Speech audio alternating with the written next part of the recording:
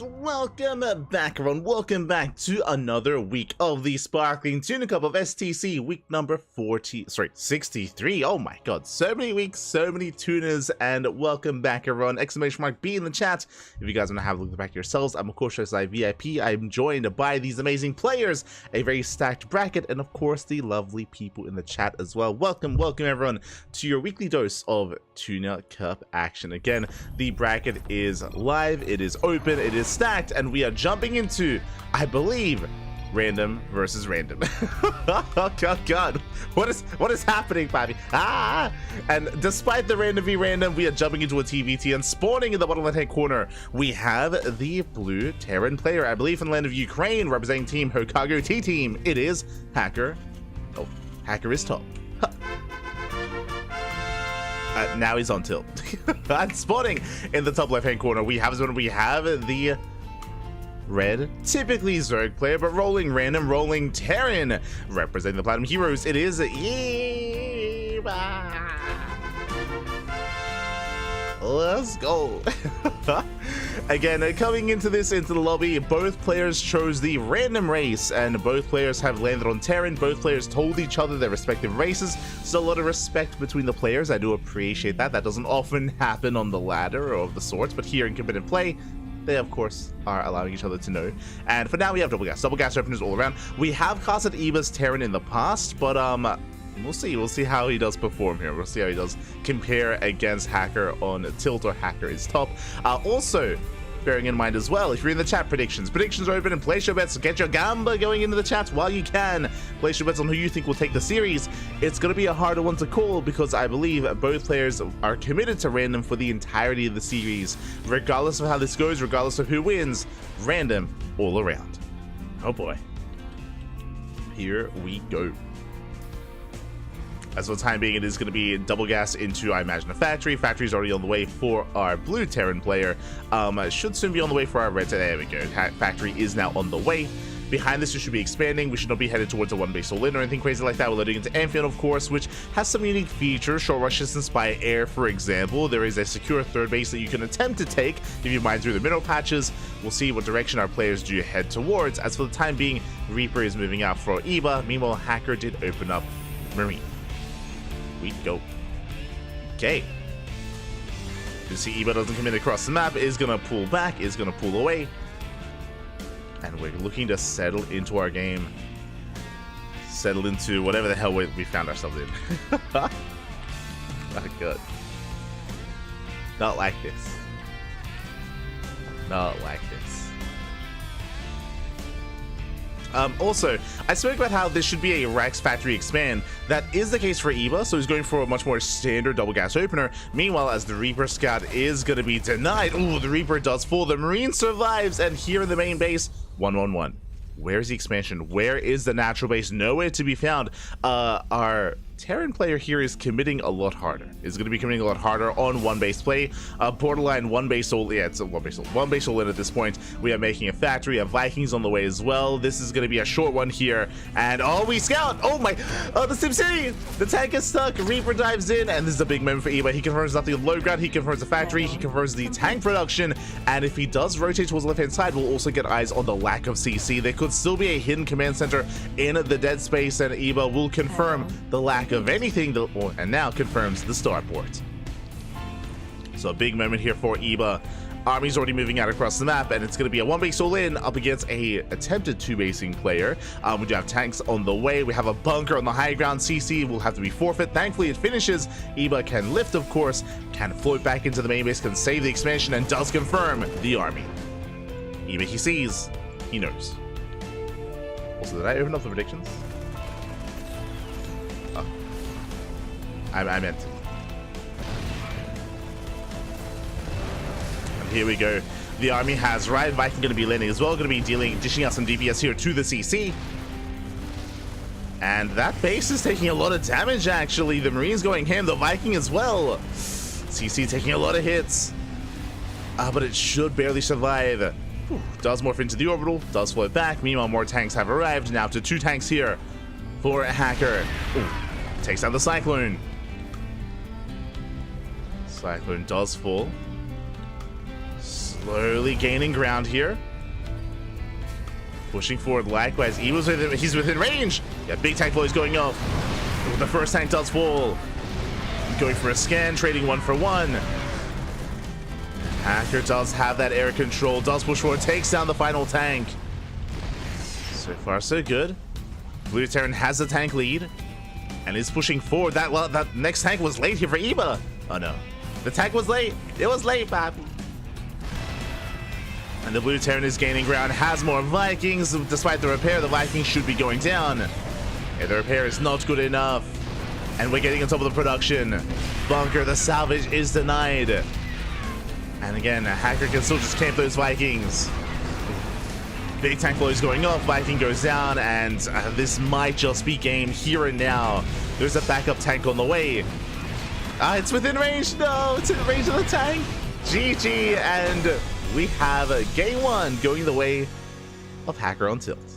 He's on tilt today, not on top. GG. GG, well played. Oh my god, we do have our first game in the bag here. Again, it was a 1-base all-in. Eba did scout, did confirm, but unfortunately was unable to hold the line. Unfortunately, we saw that the Blue Terran was able to sneak up on that initial tank, was able to get some big volleys off, of course, able to take advantage of Eba. Eba, likewise, that third tank was very late, and we are committed. Again, once you pick a race, you commit to the race. It is still random versus random. Let's go.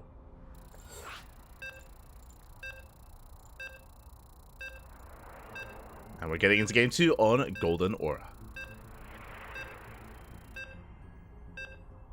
And do we get another TBT? Do we get a different matchup instead?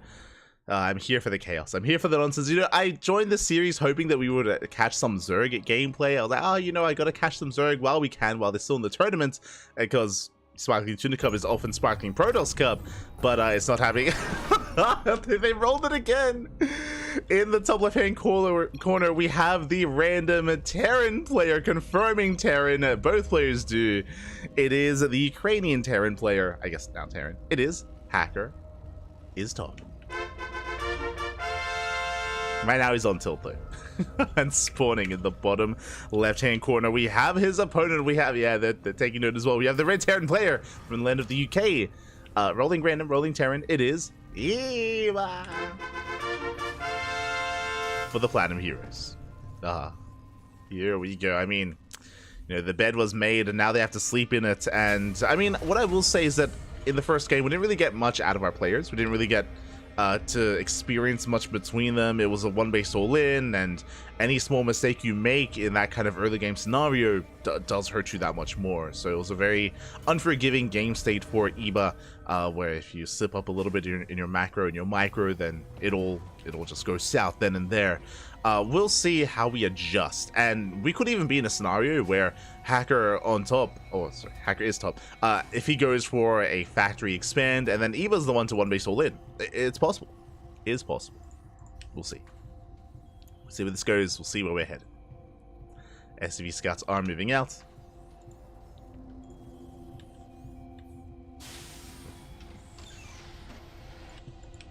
And is going to confirm, of course, the initial race, which they did let each other know.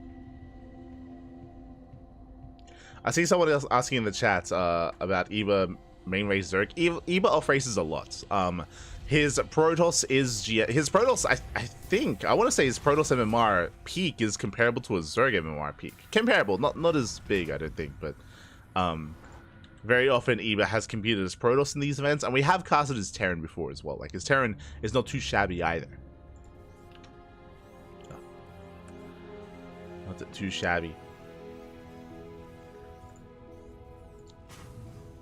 So again, we'll see how they compare. To have our factory finishing up. Reaper moving out. Once again, 1-base all in. It looks like the same build so far. Tech Lab on the factory, Starport's on the way. Reaper this time immediately goes for the dive.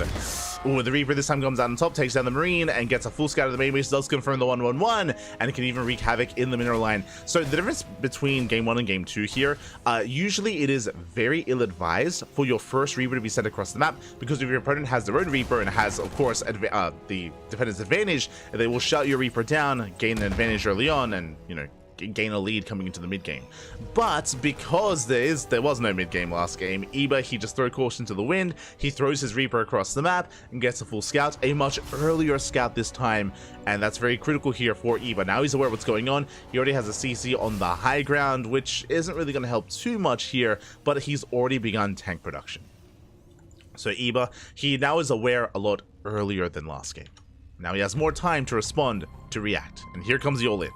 Here comes the one-base all-in from Hacker is top, and Eba back at home is massing up some tanks. Viking production has already begun, massing up Marines as well.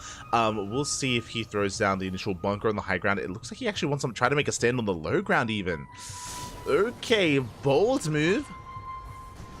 The SCV does confirm the move out. Game paused. Oh, as it looks like we have a little bit of latency going on. Hopefully everything is okay. Things look okay on my side, but yeah, it might even just be latency on their end as well. It does sometimes occur. We're more than happy to calm things down and chill out. And again, the last thing we want is for any kind of latency to be happening in the middle of the game. Oh, in the middle of a fight, I should say. Okay, looks like they are jumping back in. Game resumed. Here we go. You can see back at home making 2 Vikings at a time. At least the blue Terran is. Red Terran setting up at home. Vikings are amassing. Oh, and I believe slightly in favor of Hacker is top. He does zone away that Viking. Does get 1 extra shot off. Oh, but the boys are here to repair. Okay. Good use of kind of the SCVs, could use the defender's advantage. Second tank does move out, and for the time being, Eba is holding. Did get extra shots off on the Marines as well. Oh, we're extending for a moment. Meanwhile, behind this, there is no transition. We're still completely all in, but this time Eba is having a much stronger defense so far. Oh, the Viking advantage! Hacker gets caught out. Viking does fall. Oh. Meanwhile, trading 1 for 1. Okay. An even trade here between the players. Eba attempting to expand and get that natural base up and running. Once again, getting repairs off on that Viking. No repairs available here for the blue Terran. Does get a nice volley in the Marines. Marines cannot be repaired, unlike the Viking. Tanks are edging closer as well. Oh! Ooh, a little bit too close. And 1 tank goes down. Massive pickoff.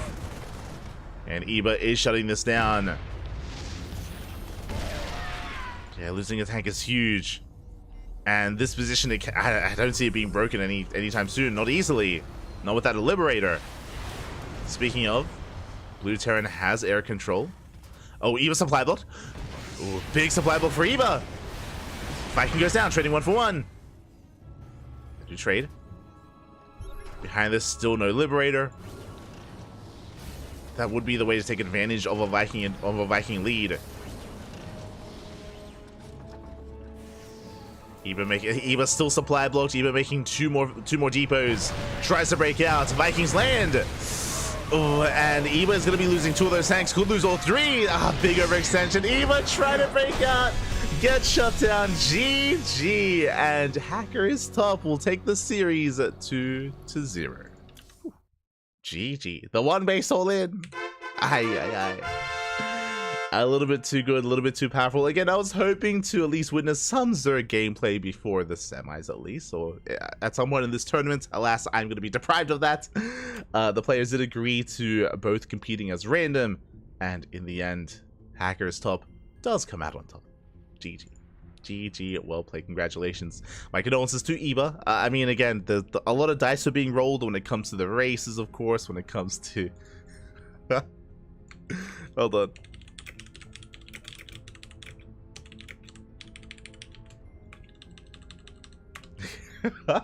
That's a message, Eba.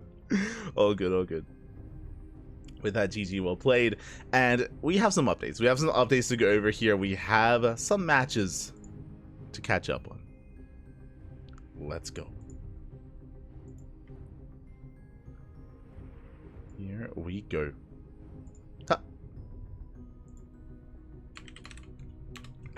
As we switch our scenes over, exclamation mark, be in the chat if you guys wish to have a look at the bracket yourselves. Here we go. We have our first series finished up. I mean, it was a fast series. it was a very fast series. So the rest of the bracket is still underway. We have Nickrat versus Idka, I believe, in the or just above us. Nickrat or his opponent, of course, will be facing off against Hacker's Top in the next round. We might decide to just wait for that series. Likewise, we also have Demi versus Rebellion. We have Björn waiting for the winner of Dave Latos and Serenity. Again, Björn is the best player in the bracket. He's the #1 seed. Christiana is the #2 seed. Fun fact, both Björn and Christiana are the top 2 players in Sparkling Tuna Cup in the history of STC. They have a lot of wins under their belts. I believe Christiana has 13 STC wins and Björn has 9. I can just double check that though. But they're the top two players in terms of Sparkling Tuna Cup wins in the history of Sparkling Tuna Cup. Just confirming a case. So Christiana has 13 wins and Björn has 7. Björn just under him with 7. Nightmare has 6, so just under him, followed by Art, followed by many other players as well. So yeah, in the history of STC, it's Christiana and Björn as the top 2. So they might face off in the finals. We'll see if they can be stopped. I believe they can be. I believe that there are plenty of other players here that can compete and compare against them. Scrolling down a little bit further, we have GG Machine up against Gref. We have Geralt up against Sal Moon. We have Lunacy versus Roselia as well at the bottom of the bracket. Oh boy, a very stacked event this time. Again, it's been a while since Björn has competed. The last time Björn played in Sparkling Tuna Cup, let me actually just double check. I believe this is his first time playing this year.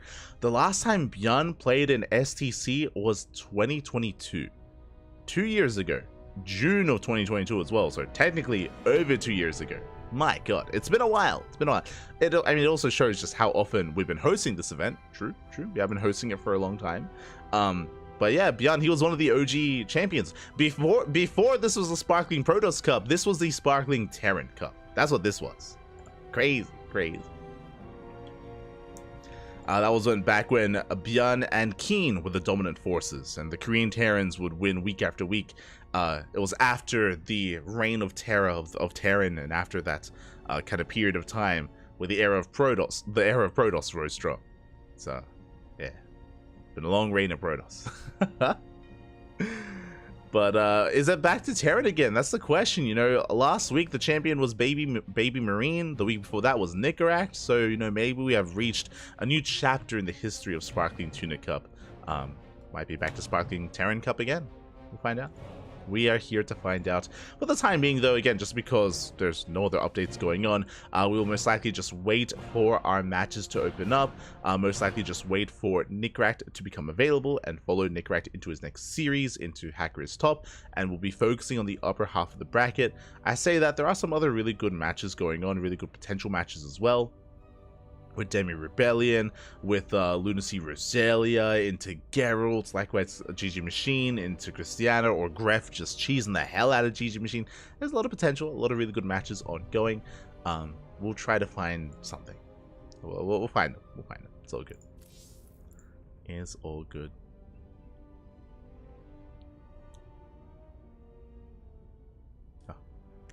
Also, Ebo was messaging me. He's like, I don't know why I attacked Papi. The urge to attack can sometimes be very strong. It can be strong, Papi. It can be strong. Not like this. Not like this. But yeah, I'm also trying to figure out where exactly Nickrat is playing out his match, whether he's on the European server or the America server. So I'm just trying to figure that out so I can maybe catch them and maybe jump in.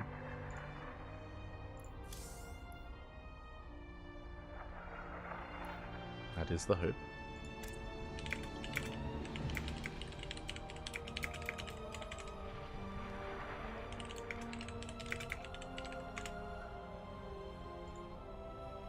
Just catching up in the chat.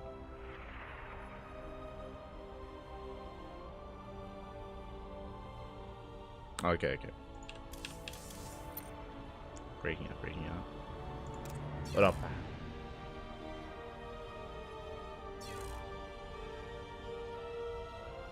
I was winning, I decided to end. Este iba.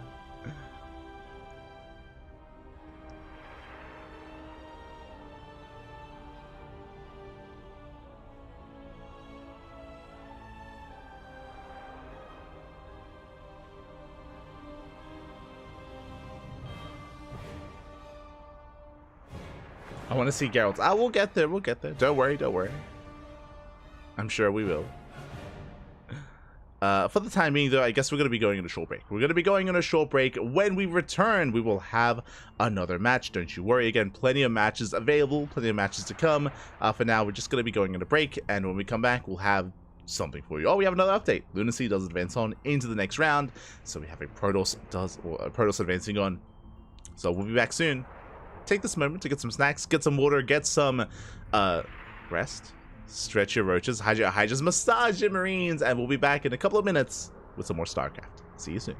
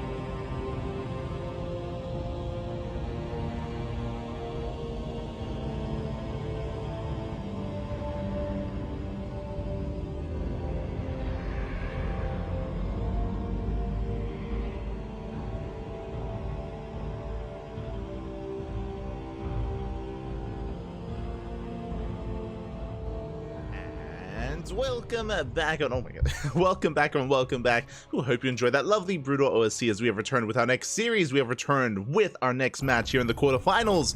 Ooh, with a TVP as spawning in the top left hand corner of Oceanborn. We have the Ukrainian Protoss player rolling random and landing on Protoss. Representing Team Hokago T-Team, it is Hacker is Top. He's on tilt. And spawning in the bottom right hand corner, we have the red Terran player. Representing the Platinum Heroes, it is Nicaract.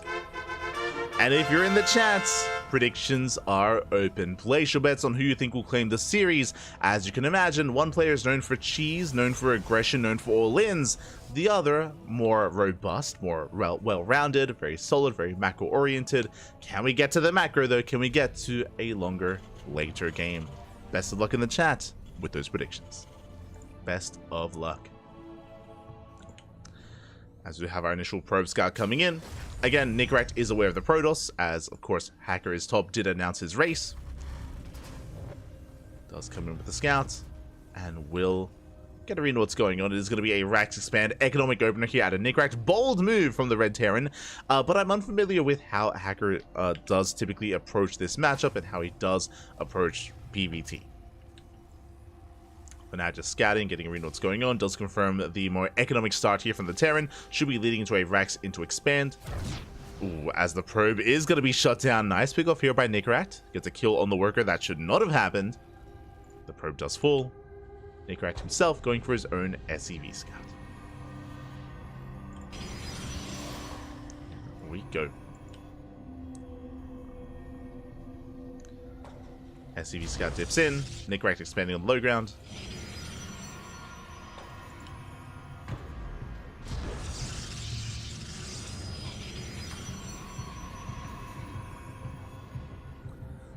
Let's go for the expand, as we did mention. Likewise, so does our Protoss player, and so far everything's looking normal. It was a Gate Cyber expand, likewise Rax expand as well out of the Terran.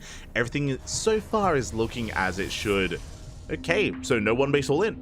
That's what I'm taking away from this. Not this time.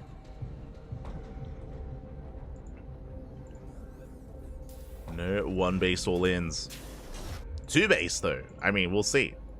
I imagine this should be leading to a Twilight Council opener into Blink Stalkers, but we'll keep an eye on our Protoss. Reaper does go for the dive. Behind this, going for a 3-Rax follow-up. Okay. So Nickrack going for the 3-Rax. The way this works, of course, is it's going to be a big stim timing for the Terran. Meanwhile, Robo Opener for the Protoss. Okay. Very safe start here with a Robo Opener. This can lead into a Bay, into Colossus, and a Robo Colossus Opener is designed to shut things like this down, to shut down bioaggression in the early to mid game. So far, I do want to give the edge here to the Protoss, assuming it is going to be fast Colossus. Never mind, that is going to be a fast Forge. Okay. I'm just trying to keep up here with what Hacker is up to, and yeah, going for the initial Robo Opener into a Forge, into +1. This might lead into a 2-base all-in. Again, with initial Robo Opener, I was expecting, you know, Colossus into a 3rd, into a Death Bull of a Colossus-based army, you know, building up to 3 Colossus, then moving out. But the Forge does signify something a little bit different. Yep, there it is. Forge into Twilight Council.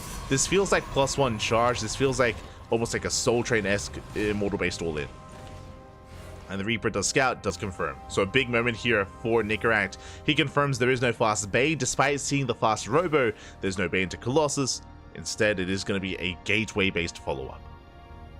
So very nice scout. Behind this, building up his bio-based army. Again, he also is fully aware of the lack of Stargate, so he's building on Marauders instead. And I want to say that this opener from Nickrack can be a little more successful now. More so than it would have been against something like... Oh, it's Glaives? Wait, what? Okay, I thought it was going to be Charge or even Blink Stalkers. The reason why is because +1 attack doesn't really impact Glaive Adepts as much as it does other units here, so interesting. Okay, we're getting up to how many gates? 5. We're set, no, sorry, 6. 6 gateways here for the Protoss, for Hacker is top. Setting up for a 2-base all-in, a variation of all-in that we do not often see here in this matchup. Okay. I just want to experience this. No, I know I keep saying okay. I just don't know what to expect. And I'm here to witness, Pappy. I'm here to bear witness. Let's go. We're acknowledging what the random is up to. It's crazy. So 6-8 2-base all-in. Prison's moving out across the map. Back at home at Nickrack, how much has he spotted? He's aware of the initial build, and something like a 2-base all-in should be on his radar. Though, yeah, bunkers are on the way. He knows. Nickrack, he's fully aware. He's setting up back at home. 2 bunkers on the low ground. In the main base, we have a bunker as well. This bunker does signify the potential of Blink Stalkers. As we can see, it's going to be a prism into the main. Regardless, there is a defensive position here in both the main and the natural. Oh, the Observer spotted. Very nice catch. Nickrack will shut down the Observer. And here comes the all-in. That's a lot of adepts. That's how many? 19. 19 adepts, and we're waiting for the warp in. Waiting for the next wave. And there it is. 23 adepts. Scan reveals lack of expansion, lack of third base. Nickrack aware that it's still not safe to move out. Oh my god. And that's up to 25 adepts. Oh my god. We're shading in. We commit. We commit to the shade. Boys are being pulled. SCVs are going down. The Marauders do hold their own though. That's going to be 15 SCV kills. That's a lot of economic damage. But what about the Bio Army? As it stims and it wins. It gets on top of the army itself. And Adepts, they melt. They crumble against the Marines and Marauders. And just like that, Nickrack will clean up and shut down the main army. There's still a handful of Adepts remaining. Couple of Adepts warped in. I mean, economic damage was dealt. That was 15 SCV kills. I mean, that's not bad. But we're hoping for more damage here, because the counterattack is going to be brutal. The downside of this build for the Protoss is that there's nothing at home. There's no Immortals, there's no Colossus, no splash damage, the Adept, the Prism, it's all going to go down. Everything does crumble, and from here, we can go for a counterattack. And again, how do we defend? There's no Shield Battery, no Overcharge, there's no Immortals, no Colossus, no Disruptor, no Archon, no Bleak. We have Adept. That's all we have. And Adepts, they're good at killing workers, they're good at killing SCVs, but against Marine Marauder, less so. Again, there's a reason why this variation of all-in is not really seen at all in this matchup in PvT. A man with gun is too good. Man with gun don't give a damn about Tricklave Adepts, and there we go. They stim in once again. We shade on top of the army, but alas, the Adepts, they cannot hold their own. They just cannot scale well against this kind of composition. I say that the Shield Battery is done. Overcharge soon to be available. Okay. Hacker is top. He's holding. We have the Overcharge. Does hold. Does barely hold the line. But all Nickrack has to do is wait for the Overcharge to run out. Just wait for it to run out, wait a couple of seconds, and then come in with reinforcements. Come in with more Marines and more Marauders. Charges on the way. But the slow lots, I mean, they're already slow. They're even slower than that. Focusing down the Observer. Getting inside the pylon. Boys are being pulled. And that's going to be all she wrote here, as Nickrack will take game number 1. GG. GG, well played. Nickrack will take a lead here. Again, it was a very unorthodox build from our random Protoss player, a build that I was really not expecting, came out of left field, and I was really fascinated and curious to see how it would really compare to the army of Nickrack. As we saw, did amazing when it came to killing SCVs. Killed 15 workers. It was a lot of economic damage, but the efficiency of the Bio Army, the efficiency of Marine Marauder was insane, and Nickrack was able to just blow past the main army, go for a counterattack, and snowball from there. And with that, we're now getting into game numero dos. Let's go. Jumping into game 2, and what's exciting about this game number 2 here is that, okay, we got to see some of the builds that our random player has for Protoss, but he's random, so we could see a very different kind of setup here. We could see another TVT with another one base all-in. We could see a Zerg player instead and have maybe a Ravager based all-in. I'm curious. I'm excited. We're here to find out. Here we go. And spawning in the bottom left-hand corner of Amphion, we have... Oh, okay, mirror matchup, yeah. And does let his opponent know. We have our Ukrainian Terran player, the Blue Terran, representing Team Hokago T-Team. It is Hacker is Top. And spawning in the top left-hand corner, we have the Red Terran player, the main race Terran, representing the Platinum Heroes. It is Nickrack. Leading the series 1-0, and we know what's coming. It's gotta be the one base all-in, the same one that did bring Eba down. I'm sure we're gonna see it again here in this series as well. We'll keep an eye out for it. We'll keep an eye out for the double gas opener into factory, into starport. Likewise, I'm curious if Nickrack is familiar with that build. I'm sure he is. The reality is that a lot of these players are quite familiar with each other, as they all ladder together. Of course, they share the same ladder. I'm sure they run into each other quite often on a regular basis. I just don't know how many builds our random player has at their disposal, how many cheeses they have up their sleeve, and how often they can mix it up. We haven't seen enough to really make that determination. Haven't seen enough, Matt.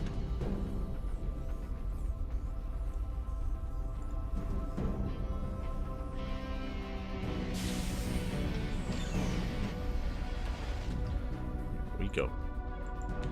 So it makes the Adepts 2-shot Marines instead of 3-shot. That's pretty big, right? I guess so. I guess it is a shame that Nickrack was very Marauder heavy. So despite that, I guess, upgrade capability with +1 in Adepts, it didn't really factor in too much.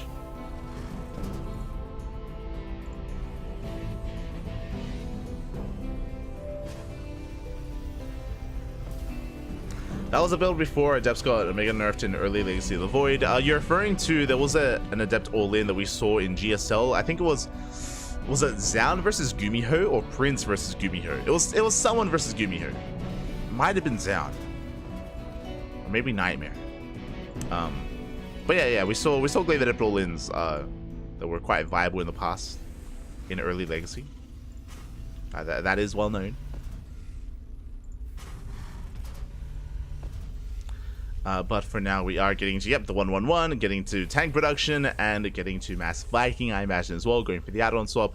We are advancing on into the 1-base all-in. So Hacker's top is going for the 1-base all-in. Back at home, Nickrat did go for a double gas opener. Is going Reactored Reaper Hellion.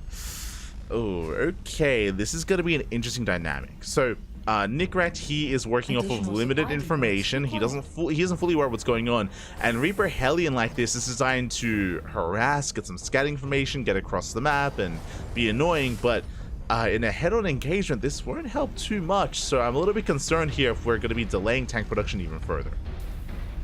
But again, Nickrat is working with incomplete information. He is moving out. And he's going to run into the main army. Now, with good enough control, Nickrat, he can pick away these Marines. Maybe the tank will be ambitious. Oh, the lineup! Oh my god! The Marines line up. Massive Hellion volleys go off. The Marines go down. And now we can go for the tank. Okay, the tank is going to be shut down. Very nice control here from Nickrat. He pulls away the weakened Reapers. And it will barely focus on the first tank. Very nice catch. Oh my god. Let's go. Nickrat is going to be forced back. But alas, he traded very nicely. Behind this, Tech Lab's on the way in the factory. That'll be for tank production. Cyclone has arrived. Once again, Nickrat being proactive. The army spotted, but only 2 Marines. Yeah, just the 2. They did not get the Hellion. Hacker's top does rock up with another tank. Viking from the other end. Oh, the Viking goes down. Oh my god, the efficiency, the value. Hacker's up losing a tank, losing a Viking, losing so many Marines. His move out has been heavily delayed. Is that the high ground? Oh. Nice shot. Goes off. Ooh, takes down a big chunk of Marines. That's 3 Marines going down. But the all-in has been delayed, is the problem. It has been heavily delayed. And Nickrat now getting to his own tank, getting to his own Ravens. Raven going in for the dive, going for the auto turret. Barely will get it up. Raven goes down with the help of the auto turret. The tank is cleaned up, and Nickrat, he will completely shut this down. Got 2 tanks. There's 1 tank left. Nickrat, he will get it. No, without trading. Oh, doesn't even trade. The tank survives. The tank lives. Nickrat saves it. Saves the tank. Oh, catches out some of these Vikings as well. Nice lock-ons here from Nickrat. Takes down 2, takes down 3 Vikings. And there's almost nothing left. At this point, yep, GG gets called. We've been bleeding out far too much, and Nickrat will take the series 2-0, advancing on to the semi-finals. GG. Oh my god. GG, well played. Congratulations here to Nickrat as he does take the series, does advance on.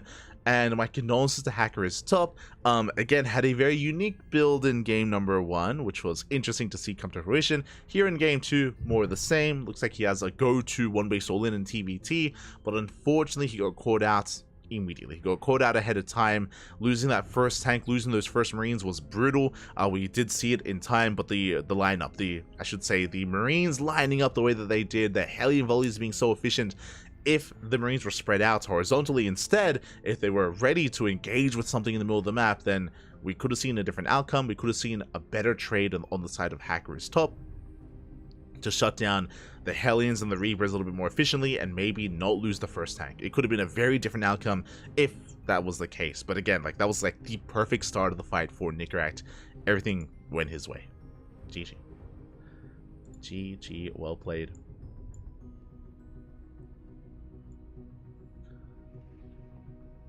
And with that, we have our first semi-finalist, and we've been blazing through the bracket. we have a lot of updates. We have a lot of updates. Here we go. Let's try to catch up on what's been going on as well. Exclamation mark B in the chat if you guys want to have a look back yourselves. Likewise, we have to try to figure out where we are headed as well. Okay, from the top. From the very top here, we have Daedalus still up against Serenity in the first round. Winner goes up against Bjorn in the round of 16, where that goes up against Rebellion. Rebellion takes down Demi 2-0. Big win there for Rebellion, the Korean Protoss player. Waiting for the winner of Bjorn, Daedalus, and Serenity. Scrolling down, we have Nickrat already in the semifinals. Nickrat has been blazing his way through. I mean, just really fast games. Really fast series, really fast games, really fast matches. Nickrat is already in the semis. We'll have to be waiting for quite some time. So Nickrat has some downtime. You can get some food. Scrolling down, we have Captain Fish taking down Lily, advancing on against Christiana mid-series when it goes up against GG Machine. We might focus on that area of the bracket just because it's an area that is a little bit less developed. Like it's still one of the final round of 16 matches, and again, the upper semis, it looks like it's going to take a while. So it would make sense for us to jump on. I'll try to jump into that round 16 match. Again, winner goes up against. Winner goes up against GG Machine. Winner of that goes up against the winner of Geralt and Lunacy. Geralt takes down Sal Moon 2-0. Lunacy takes down Rosalia 2-0. And GG Machine takes down Gref 2-0 as well. Here we go.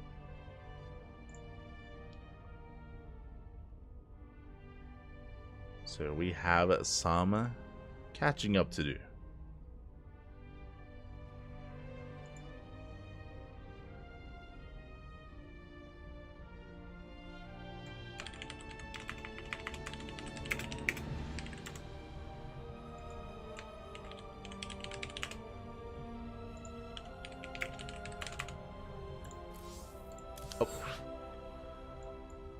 Have some catching up.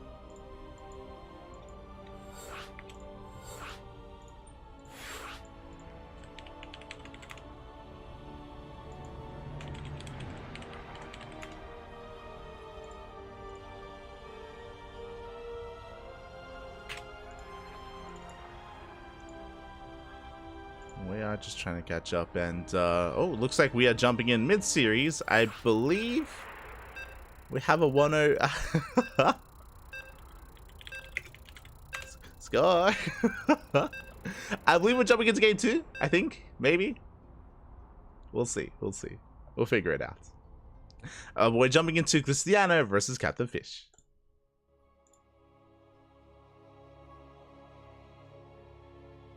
Let's go. As spawning in the top right hand corner of Ghost River, we have our German Terran player representing Clan Fish. Oh, thank you. Down to the series, we'll see if he can bounce back. It is Captain Fish.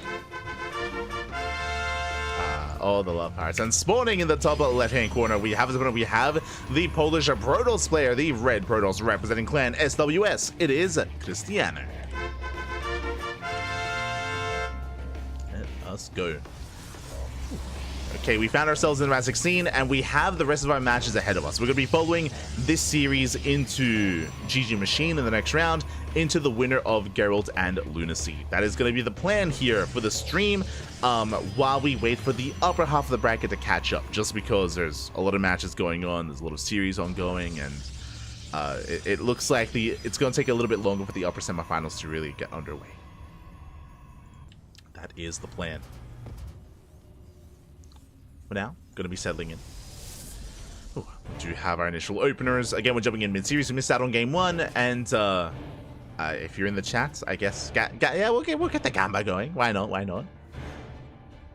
We already have a favorite player in this series, so we'll see if we can pull off a crazy upset and bring it back, bring us to the ace match. As Christiana is setting up with a cheeky probe. Hello, Mr. Probe. What's going on? Let's go. It's Captain Fishy Scouts. Oh my god. He's trying to, barely does miss, barely by a pixel. He was so close, so very close, but the pylon has been missed. Captain Fish, he's looking and scouting, and he might still come across it. Oh, it is close. And once again, oh, barely does spot it. Oh, it's a Diva Enjoyer. Oh, no. Ah, no. Double Robo! He's crazy! Okay, let's go. It's going to be proxy double Robo out of Cristiano. A crazy proxy here from the Polish Protoss player.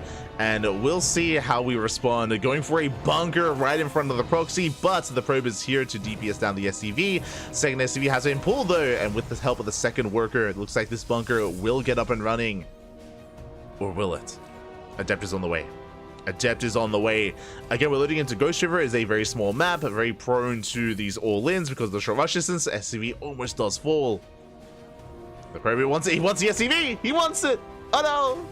He wants it, Bobby. The repairs. The counter micro. SCV is repaired for a moment, but one more shot. One more. One more shot. Alas, it will be repaired. The bunker finishes. Oh my god, a very nice control here from Captain Fish. Does repair the bunker, does save the SCV. Sorry, repair the SCV, does save the bunker. But that's still 2 Marauders. And the reality is that 2 Marauders, they will just obliterate a bunker. A bunker, even with 2 SCVs to repair, is not going to be enough to hold the line against 2 Marauders. Or 2 Immortals even. Or Marauders, true. And the DPS output is insane. The bunker will fall. And alas, the Reapers, they cannot touch the Immortals. It's not going to happen. Here in the main base, what do we have to work with? We have Cyclones, we have Reapers. We have no bunker in the main. Oh, lack of bunker here on top of the ramp. Reapers do head across towards the mineral line. Bunker is denied. And now we're going for the add-ons. The reactor under fire. Reactor does fall. Cyclone able to lock on, able to get a bit of hull damage on that prism. But the deepers, they're falling one after the other. The heavy supply block! The supply block is real. Reapers, they get across the map. Ooh, but the Cyclones are falling one after the other. This army cannot be contested. And across the map, the Reapers, they get surrounded. Reapers are shut down. The Immortals, they're overwhelming. GG gets called. And Cristiano will take the series 2-0. GG.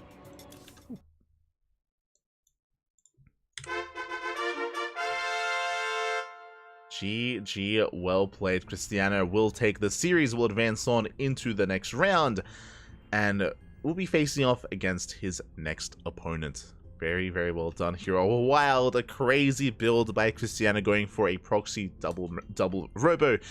As we saw, unfortunately, the reason why you would typically respond with a bunker to a proxy like that, especially if it was proxy gateway or proxy Stargate, is to focus down the pylon. It's to focus down the pylon to depower it to shut down the proxy.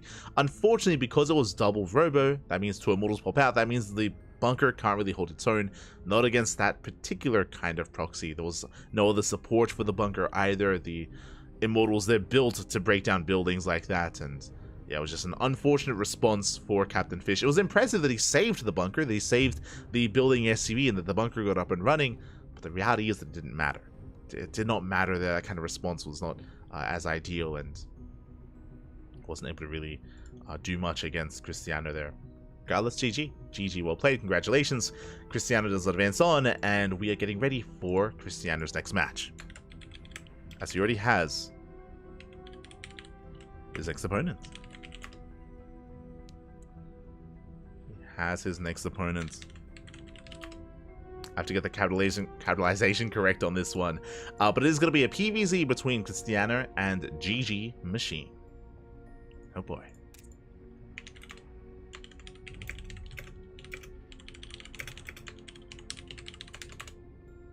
Go. Okay. So I'm just trying to spell GG Machine correctly. capital 1G, not capital 2Gs. Okay. 1G. Beautiful. Meanwhile, do we have any other updates? Again, these have been some fast matches so far, but I'm sure we can soon embrace some longer matchups here as we have some key updates going on. Guild vs. Lunacy still ongoing, of course, but we finally have the first round matches wrapping up. Serenity takes down Dave Littles 2-0, and Serenity is now up against Bjorn in the round 16. Here we go. So the upper half of the bracket has been taking a little bit longer, but now is underway in full swing. Best of luck to all those competitors up against Bjorn, Rebellion, Nicaract. Best of luck. As a reminder, both semifinals will be casted, so we'll be catching that upper semis and the lower semis as well. We'll be all over that, don't you worry. Likewise, we'll also be hosting a random raffle as well. For those that are curious, what is the random raffle exactly? We're going to be hosting a raffle to, we're going to be hosting a $5 raffle that goes to any competitor that was in today's tournament, as long as they played their matches. If they signed up, then if they checked in, but if they forfeited and didn't play, then they are ineligible. But if they played out their matches, then they can earn some extra prize money, some extra USD. Just a way to spread the love, just a way to kind of spread the prize money here in this tournament. Also, if you want to help support this tournament, if you want to help support this weekly, I mean, we've had players from all around the world. We have players from Europe, we have players from Korea as well, all coming together for this tournament. If you want to help support it, then Patreon is the place to be. We have an exclamation mark Patreon. We have a command in the chat where you can help boost the prize pool and help grow our tournaments. You can see our current goal just underneath the bracket, just there on the bottom right of the screen. You can see the Patreon. You can see we currently make 250 USD from Patreon. We have the next goal at 320. That is to boost the prize pool even further. And even more than that, we can hopefully grow the event to pay out top 4. Currently, only top 2 get paid out. The prize pool just isn't big enough for more than that, but I'm hoping to grow it to get to top 4 at least. That would be the ideal. The dream, Pappy, the dream. But here we go. We're getting into our next series. We're getting into our next matchup, and spawning in the top left-hand corner of Oceanborn, we have the Polish Protoss player, the Red Protoss representing Clan SWS. It is Christiana. And spawning in the top right-hand corner, we have his opponents. We have the Green Zerg player representing Clan 3D, or representing 3D Clan. It is GG Machine. Let's go. The Christiana strikes back. True, true. Again, there's no shame in going down to Christiana. Christiana, he is the player with the most wins in Sparkling Tuna Cup. He's got the most championships under his belt, even more than Björn. You know, some people were praising Björn earlier. It's true, Björn has won a lot of tournaments. Not as many as this guy. Not as many tunas, at least. Björn, he's lacking the tuna. He's lacking the Dongwon. He needs more. Let's go. Let us go.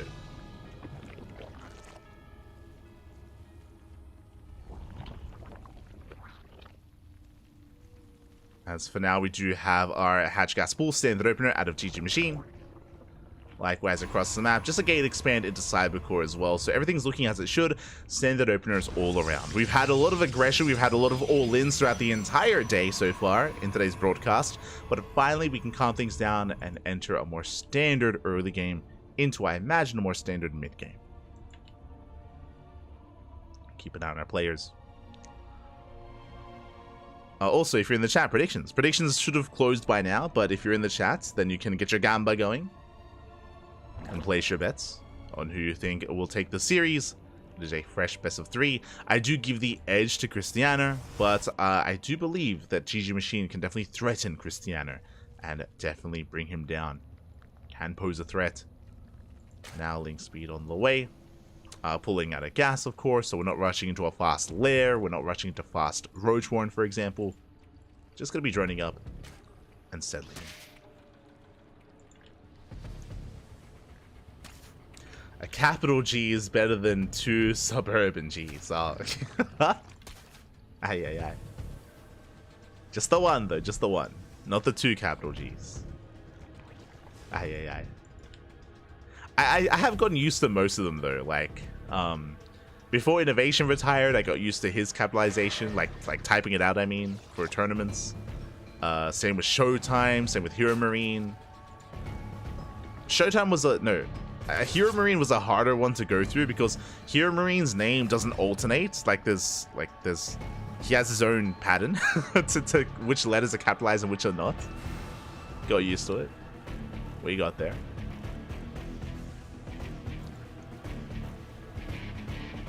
I think Hero Marines was the one that took the most getting used to, just because we don't cast him very often. Just because we don't cover the ESL European weeklies too often. So I didn't have that repetition.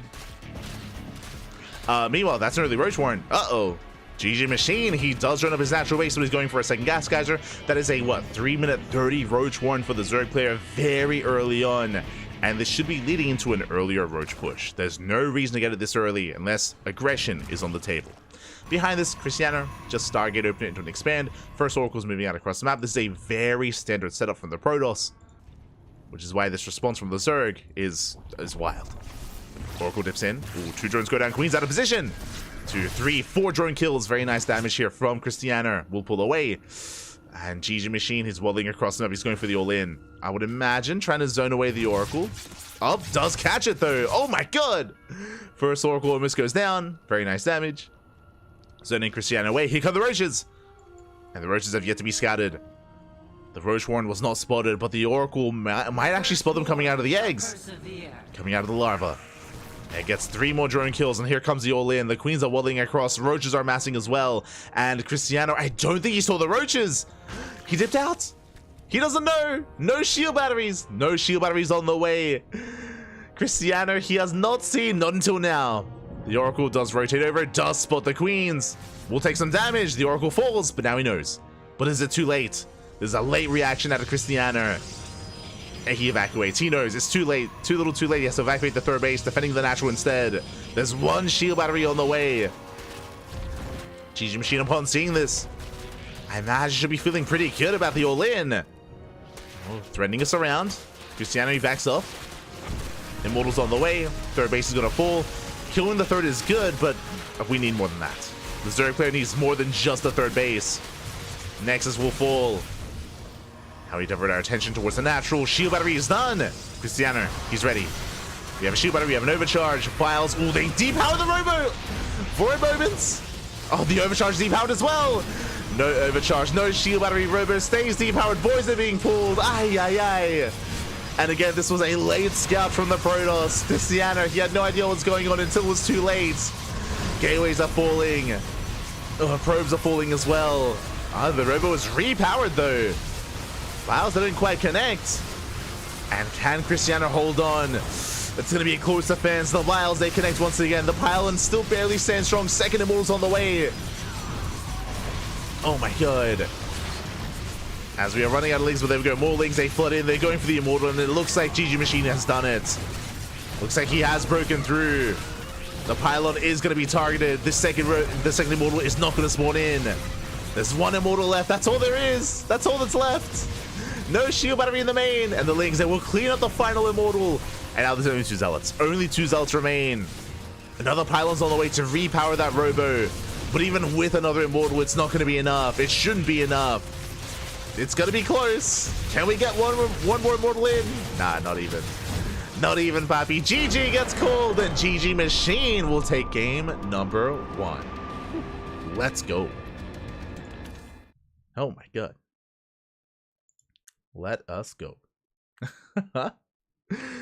GG, well played. Again, Cristiano, he was so close to scouting. He was so close to figuring out what was going on. If you remember, he was unable to scout the Roach Warren behind the main, and he was unable to scout the Roaches as they were spawning in. The Oracles were doing an amazing job harassing. Drones were going down. Time and time again, there was a lot of economic damage dealt, but the Oracles, they dipped away just as the Roaches spawned in. So the Roaches were missed.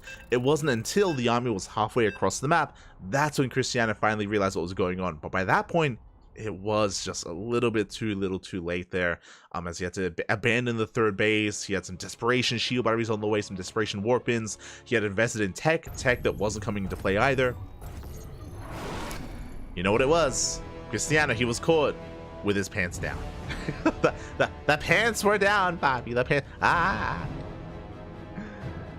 And now we're getting into game number 2, and spawning in the top left-hand corner of Golden Aura, we have the red Protoss player from the land of Poland, down in the series. I mean, he's one of the favorites to make a deep run and to claim the entire tournament. Can he get into the mid game? It is Cristiano. And spawning in the bottom right-hand corner, we have the green Zerg player representing 3D Clan. Leading the series 1-0. One more game is all he needs to advance on to the quarterfinals. It is GG Machine. To the semifinals even. Let's go. This time a much more aggressive start, going for a gas first build. Okay, it's going to be gas pull into a delayed hatchery for the Zerg player. What does this mean? This means fast link speed, means potentially fast baneling nest or fast roaches. This can lead into a roach rush, into a link bane all-in. There are some options available here to GG Machine, and Cristiano will confirm. The probe dips in, the probe confirms late expansion, and the fast gas and the fast sporting pool. So Cristiano, he knows something is wrong. He's aware that this is a more aggressive build. And we'll see how he responds. Okay, the pool is done. Lings are now going to be on the way. It is just going to be the 2 Lings here. We weren't banking up Lings, so GG Machine isn't as committed. There it is. There's a tank. I was curious, is it going to be a fast lair, fast bailey nest? It is going to be fast roach warren. So it's going to be a roach rush here for GG Machine. And Cristiano has seen enough to have this in the back of his mind. Because of the fast gas geyser, this is one of the options here for GG Machine, and Cristiano knows it. Is aware. Now, the purpose of these 2 Lings is to zone away to deny the scout. Because even though this is a possibility, Cristiano doesn't have confirmation. And it's on these Lings to deny it. The probe goes for a rescout, but the scout is zoned away. Back at home, Stargate opener. Ooh, Stargate on the low ground. We could see a Void Ray opener, which would be ideal. Adept is on the way. Probe trying to rescout. It does go. Oh, it does try to circle back around. Oh, is denied though. Yeah, with the help of the creep spread, with the help of that creep, the Lings will shut it down. And roaches are amassing. Link speed is on the way. No drones. No extra drones have been made. It's purely roach ling. There's 1 drone on the way. Okay. 1 drone in production. Let's go. But the rush is upon us. Roaches are waddling across the map. And with link speed, this means that we can reinforce, or the Zerg player can reinforce with Lings. Cristiano, can we pull off the defense? Void Rate's on the way. Okay. I do like this. Even though Cristiano's in the dark, even though Cristiano has... There we go. He confirms. He confirms with the Adept. He's aware of the roaches. Void Ray is being chronoed. Shield batteries on the way as well. Cristiano, this time, can he survive? Can he hold? Actually, GG Machine, he's droning. He's droning up. Cristiano. I mean, you could definitely argue that he's overreacting right now. There we go. He does cancel one of those shield batteries. The army turns around. Cristiano does allow 2 shield batteries to finish, but I think this is okay. I think this is like acceptable damage here. An acceptable investment. As the GG Machine is pivoting away. Ooh, gonna get supply blocked though. That's a heavy supply block. Yeah, 2 overlords on the way. Ay. So a nice defense here, a nice reaction, nice scouting from Cristiano. Moving out for a counterattack. And with this fast lair, this can lead into a Nidus-based all-in. This can lead into something crazy like extra gases into Aspire, into Mutatech. We'll see what GG Machine goes for. Likewise, we'll see if Cristiano can figure out what's going on as well. Void Ray checks gases. Gets 1 drone kill. But again, the scout was more important. Has not checked the main base, but yeah, Oracle's on the way to scout as well. Confirms there is a 3rd. Ooh, Void Ray takes a lot of hits, but does survive. Behind this, going for a Twilight Council Robo before expansion. Very safe play here by Cristiano. I say safe play, converted into aggression. And 2 more drones going down. No Spore in the natural. 4 drone kills, and does get eyes on the lair. Is where there's something wrong. Getting even more drones, and it's a Nidus. It's gonna be a Nidus all in. The Oracle hasn't confirmed, but seeing the lair and seeing no researching or no upgrade on the Roach Warren, you have to know something's wrong. And again, like a Nidus Worm is a possibility. It could also be like a Dropper based all-in, I guess. That is another possibility. Like for a German taxi. Void Ray buying time. Back at home, I mean, thankfully we do have those 2 shield batteries. And thankfully Cristiano is still on 2 bases. Is patrolling the main. But still has very few units to work with. Gateways are still on the way. And the Oracle rescouts. Once again confirms there is no upgrade. Here comes the Nidus. Uh-oh. Overseer into the main. Cristiano, he spots it. He does spot it, he does know. He's not reacting. No, he's expanding. A late reaction here by Cristiano. He's pulling the boys. But the Nidus Worm, it's almost done. And he does invest into a 3rd. Uh-oh. Not like this, Pappy, not like this. Nidus Worm does complete, but it will be shut down and only 1 roach pops out. Oh my god. That was a very close hold. Whew. Calm down, Cristiano. Calm down. Does defend, does shut down the Nidus. Backup Nidus on the way outside of the third. Meanwhile, Overseer back into the main base, but there's a Void Ray on the hunt. We'll target it down. Second Nidus has completed, going for the third. Lings, Roaches, Queens waddling in. It's going to be a tough hold out of range of any shield batteries. But the Prism is here to juggle. Yeah, for the Lings, they will overwhelm. Yeah, the Stalkers do fall. Stay strapped behind this. And we should force a cancellation on that third base. Cancel! Cristiano, he does cancel in time. And very nice micro here with the War Prism. Cristiano, he will shut down the Lings, force it back, even trade well here towards the end, and clean up that Nidus Worm. Likewise, Overseer survived. The Void Ray had one job. Overseer did survive. Nidus Worm into the natural base with Cristiano. He gets eyes on this. He will rotate. He will respond. And the Nidus shouldn't be an issue. Meanwhile, there is a creep tumor here outside of the would-be third. Instead, Cristiano expanding on the right-hand side. Behind this, GG Machine attempts to drone up at least a little bit, getting up to 2 base saturation, but the reality is that GG Machine has been all in. He's been hyper-aggressive this game and doesn't really have the best economy moving forward. GG Machine even supply blocked. No, now is not the time. Another supply block for GG Machine, and he is still droning up. So as GG Machine attempts to get into the mid game, Cristiano is already there. And Cristiano is already long distance mining. He's already about to be on 3 base saturation. Cleans up most of the tumors, does miss one of them. But as time goes on, because of the failed all-ins, Cristiano's army is outscaling GG Machine.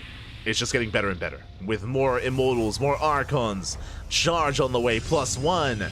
Just the quality here of the Protoss army is just surpassing and exceeding anything that the Zerg player has. And GG Machine, he needs time. He needs time to recover, to catch up on upgrades, to build back up, get a 4th base up and running. The problem is, based on this kind of army composition, I don't think Cristiano's going to give him any time. He shouldn't. And here comes the move out. Yeah, I mean, this is already a death ball of an army. 3rd base is up and running. Lings will attempt a counterattack.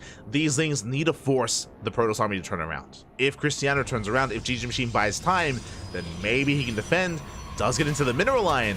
Ooh, probes are going down. And Cristiano, he doesn't care. Doesn't turn around. The Oracle is enough. And what is there to defend? 12 Roaches, 3 Ravagers, 4 Queens. We have limited transfuse. And GG Machine, he's in trouble. Here we go, Cristiano pushing forward, throws down the force fields, locks down the army. Yeah, the Queens are pulling Spine Crawlers, they're not done. And Cristiano, he's snowballing out of control. Yeah, the natural base has been compromised. Boys are being pulled into Archons. GG gets called, and we are going to the ace match. Let's go. Oh my god. Let's go, Pappy. We're going all the way to game number 3. And we'll see how this story ends. Honestly, this could go either way. Like, even this game 2 was very close and very uncomfortable game state here, where Cristiano had a bit of a later scout. It took him a while to realize what was going on with the Nidus Worm. Did eventually figure it out. I mean, thankfully, Cristiano was playing safely. He was playing very safely, especially after what happened in that previous game, especially after scouting the opener. And the question becomes, what does GG Machine go for this time? As GG Machine has been the aggressor. In game 1, it was a 2-base all-in. Here in game 2, it was initially a Roach Rush into a 2-base all-in. Game 3, 3-base all-in? We'll see, we'll see. It does feel like GG Machine is kind of the one kind of dictating whether, he's going to be the aggressor or not, whether Cristiano's going to be the defender or not. Could come out of left field and go for a macro game. That's possible. That'll be crazy, but it is possible. We'll see. As spawning in the top right-hand corner of Alcyone, we have the green Zerg player. Representing Clan 3D, or representing 3D Clan, it is GG Machine.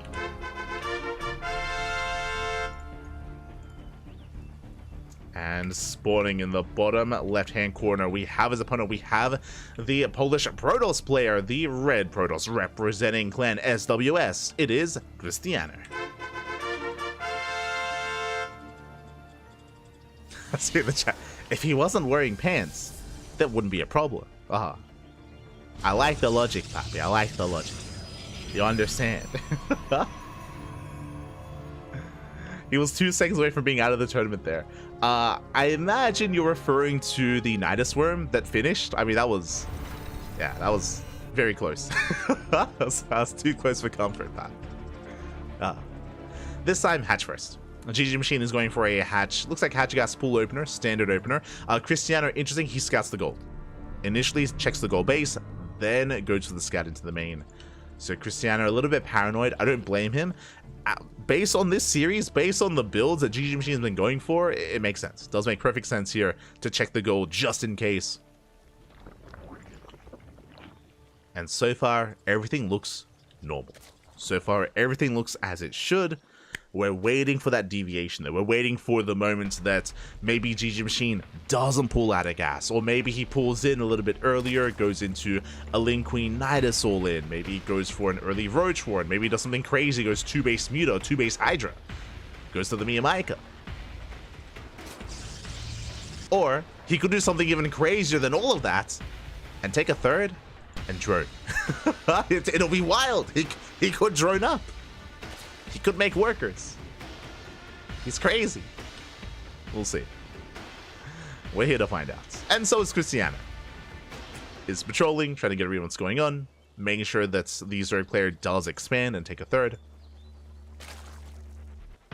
Lings have arrived to zone away the probe, and it is going to be a Stargate opener for Cristiano.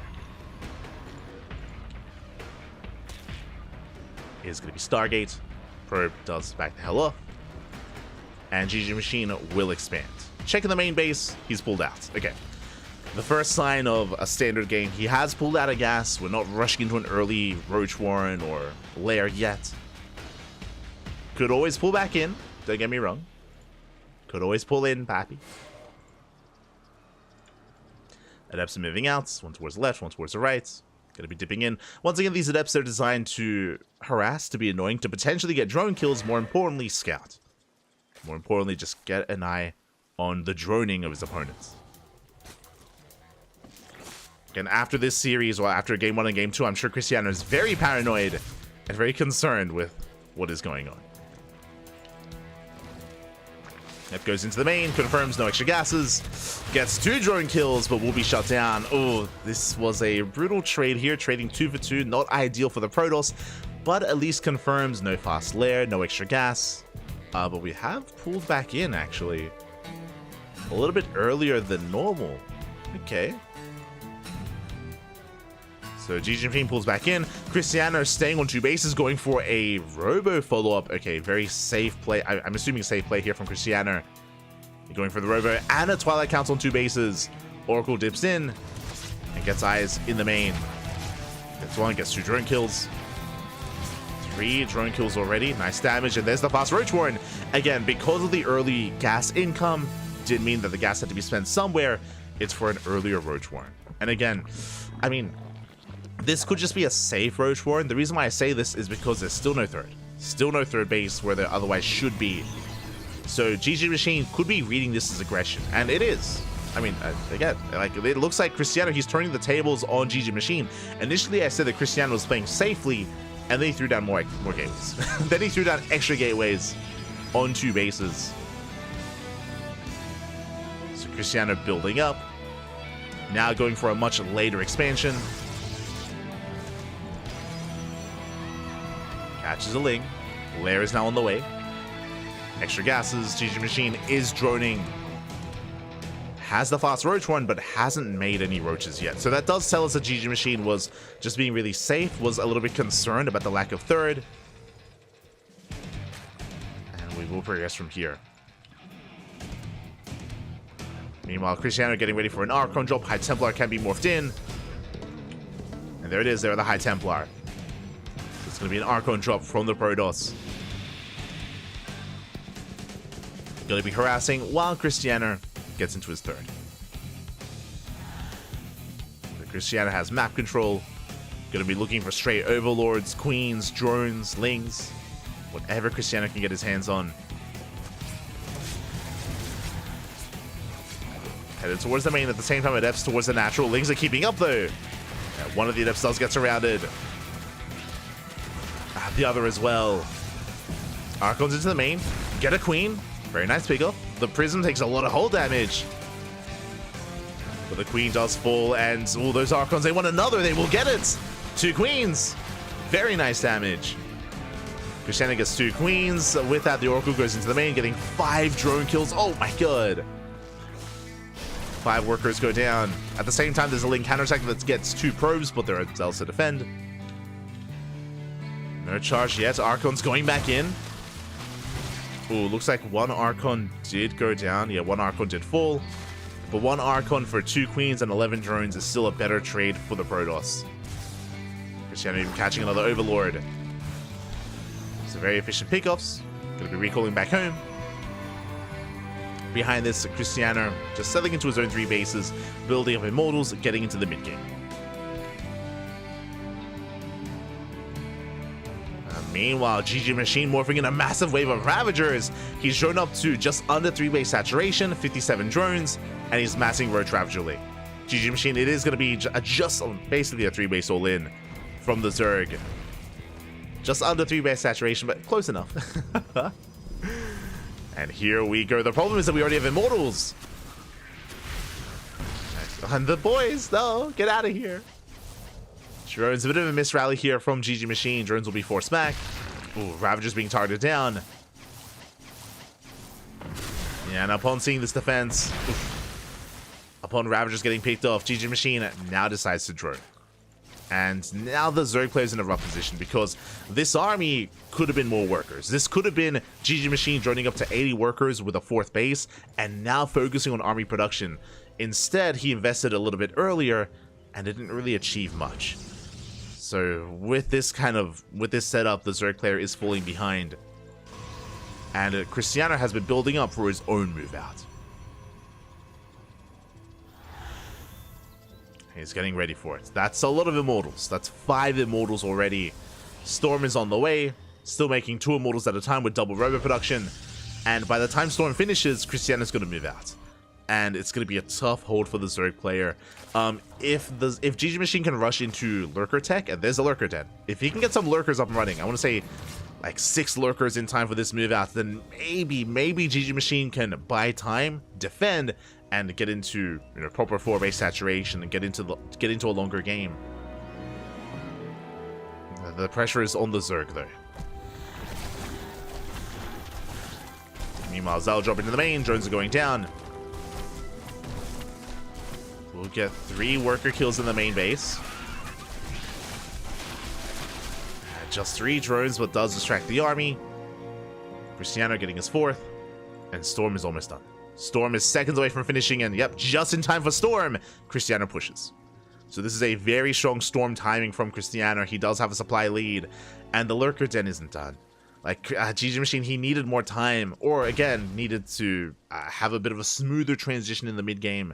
Instead, he was stuck with this Roach Ravager, and it pales in comparison to this army. GG Machine trying to pull off an events. Nice Miles, takes down a Sentry. Sentry goes down, but Cristiano, he pushes up the ramp into the 3rd, and the expansion is going to fall. The hatchery goes down. Lurkers are on the way. That's 5 Lurkers. Can they finish in time? Oh, at least one of them is going to be denied. Army pushing in. Massive storms on the Roach Ravager, on everything. Oh my god.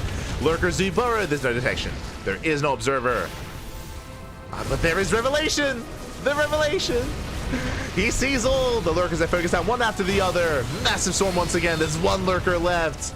And Cristiano, he's broken through. He's broken the back of the Zerg. The final Lurker falls. And there is just not enough here for GG Machine. The Immortal Army has broken through, breaking into the natural. That's where the Hive is. The Hive is under fire. Reinforcements have arrived. GG, well played. And Cristiano will take the series 2-1, advancing on to the semi-finals. GG.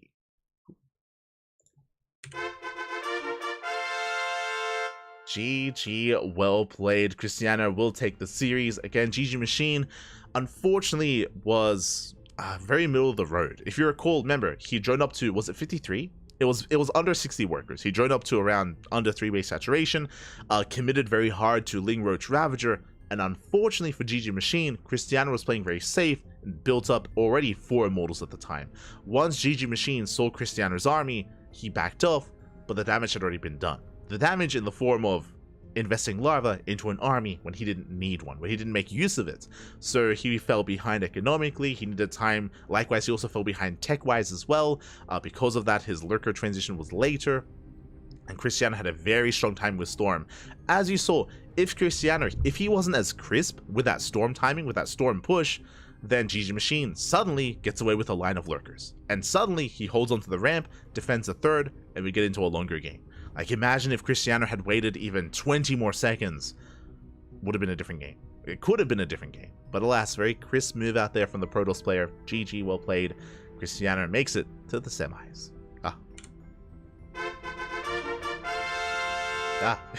GG, well played. And with that, we have some updates. We have some updates in the bracket. Let's go.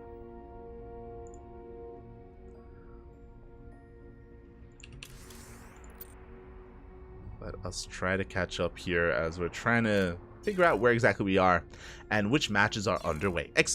!B in the chat if you guys want to have a look at the back of yourselves. Let's head on over, and Bjorn takes down Serenity 2-0. Bjorn advances on into the next round, into the quarterfinals, where he's facing off against Rebellion in a Terran versus Protoss over on the Korean server. That is a Korean on Korean match. Best of luck to both Rebellion and Bjorn. Winner goes up against Nicorect. Scrolling down, we have Geralt. Geralt versus Luna C on the lower part of the bracket. A lower half of the bracket. They're facing off in a PvP. Winner goes up against Cristiano. We have one Protoss confirmed for the finals. Cristiano, Geralt, and Luna C. They're all Protoss players. We have one Protoss confirmed. And likewise, there are 0 Zerg players left in the tournament, which we're used to. You know, this is the Sparkling Protoss Cup, usually. But it could be the Sparkling Terran Cup this week. It's possible. It's possible. I mean, there's some strong Terran representation. The chances of it being a TVP finals is quite high.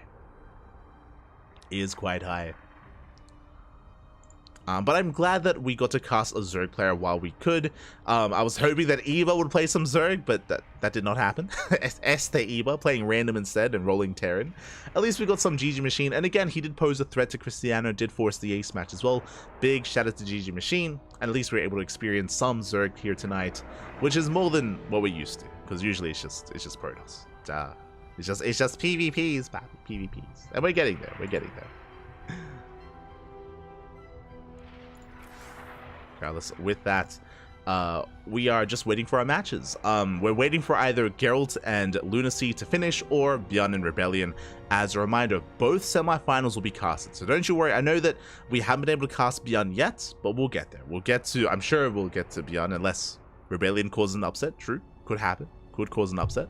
But we'll be going over both semifinals. Whichever one is available first, that's what we cast. Whichever one becomes available, we'll be jumping onto that, whether it's the upper or the lower semifinals. Yep.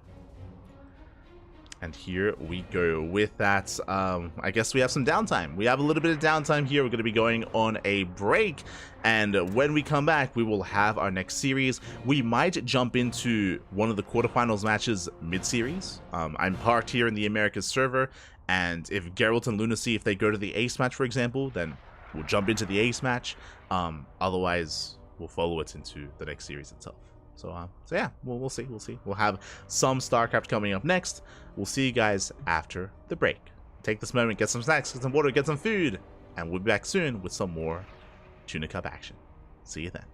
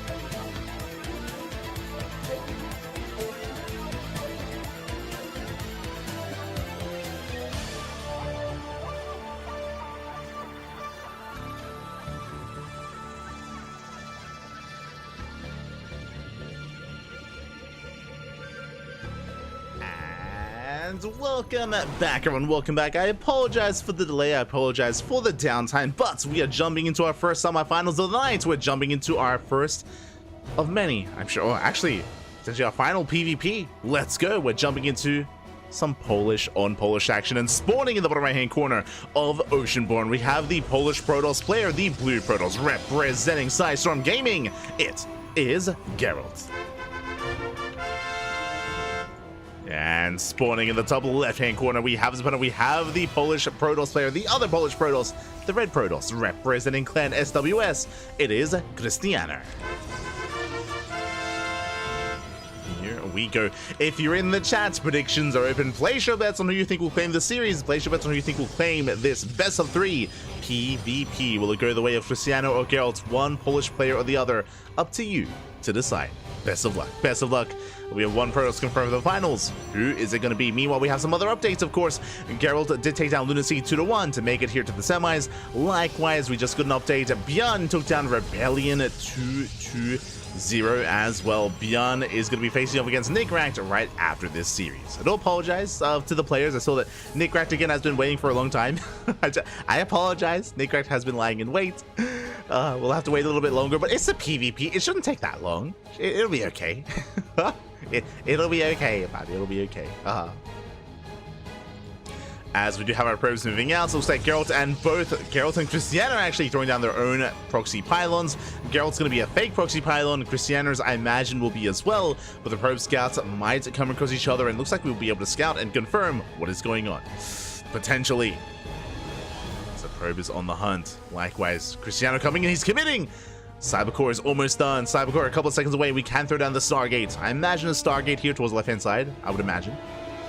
Ooh, Robo, my apologies. Okay, it's going to be that much more committed. It's going to be a much more committed. Oh no, it's committed, and we scout. The probe comes in, and Geralt is fully aware of what's going on. He confirms the proxy Robo. Big scout here for Geralt. He knows, he's aware, and Krystianer knows that he knows, as the pylon was done, of course, and he did spot the probe. Krystianer doubling back. Back at home, Geralt responding with his own Robo, of course. Does respond with the Robo. Probe Scout comes in, gets shut down by the Stalkers. Does confirm 2 Stalker opener. And it's on Geralt to defend. Stalkers are on the way. 3rd gateway gets thrown down to keep up with the production. Of course, we're staying on 1 base. It's going to be a 1 base defense against a 1 base all-in. Immortal is on the way. But again, Geralt has so much time to respond, to react, and to get ready, to prepare. Here we go. Stalkers are amassing. Immortal's on the way. Yeah, Krystianer, he confirms, of course, the lack of expansion, the setup on the high ground, the shield battery that's on the way as well. Things are looking a little bit bleaker here for Krystianer, but he's still committing. There's no turning back. Not anymore. And one way or another, the game is about to end. Either Krystianer breaks Geralt or he dies trying.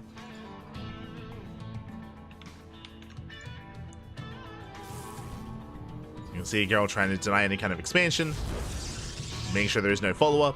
Likewise, Geralt going for a counterattack as well with the depths. War Prism is on the way. Meanwhile, Krystianer getting ready to lay siege upon that main. Our pylon is under attack. Pylon is denied. Another pylon gets thrown down. Still a big delay in the expansion. War Prism into the main. Nothing at home to defend outside of just a shield battery. Here we go. Krystianer working on those gateways. We'll get the first gate. Oh my god. Yeah, Geralt trying to catch out some of the armor with force fields. Alas, unable to. I'll pick up. 1 gateway falls. And the War Prism does get across. Some of the Adepts have warped in. 2 Adepts will one-shot workers. A shield battery does nothing. Not against 2 Adepts. As long as the shots line up. And there's the recall. We get 1 probe so far. 1. Oh, there's a second. 2 probe kills. We get 3. 4 workers go down. And the army is forced to recall back home. And the question becomes, who expands first? So it is Geralt is the first to expand. Takes his natural. Krystianer has to take his own as well. Oh, even getting supply blocked. Still making more immortals, still committed. I mean, but so is Geralt. He's already got 2, soon to be 3. Ah.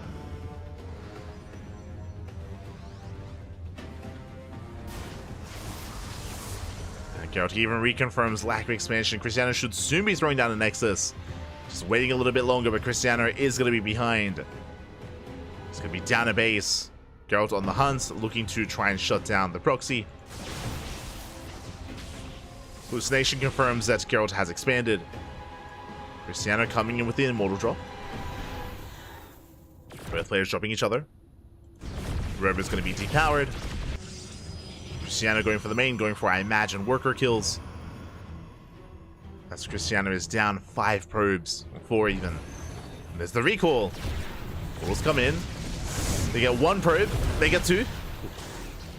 2 probes go down. Cristiano pulling away, pinned in the main. And this is still not enough damage. Geralt is still in a better position. I mean, he has rover production, has a better economy. Mortals dipping in. They can fight against the Stalkers at least. Getting another probe, not bad. 6 probe kills even. Yeah, 6 probes do fall. And with that, the probe count is evening up. Oh my god. The prison must be careful. Taking a lot of damage. Has to pull away. It's a very fragile unit. And here we go. Cristiano is moving out across town to reinforce with a massive amount of sentries.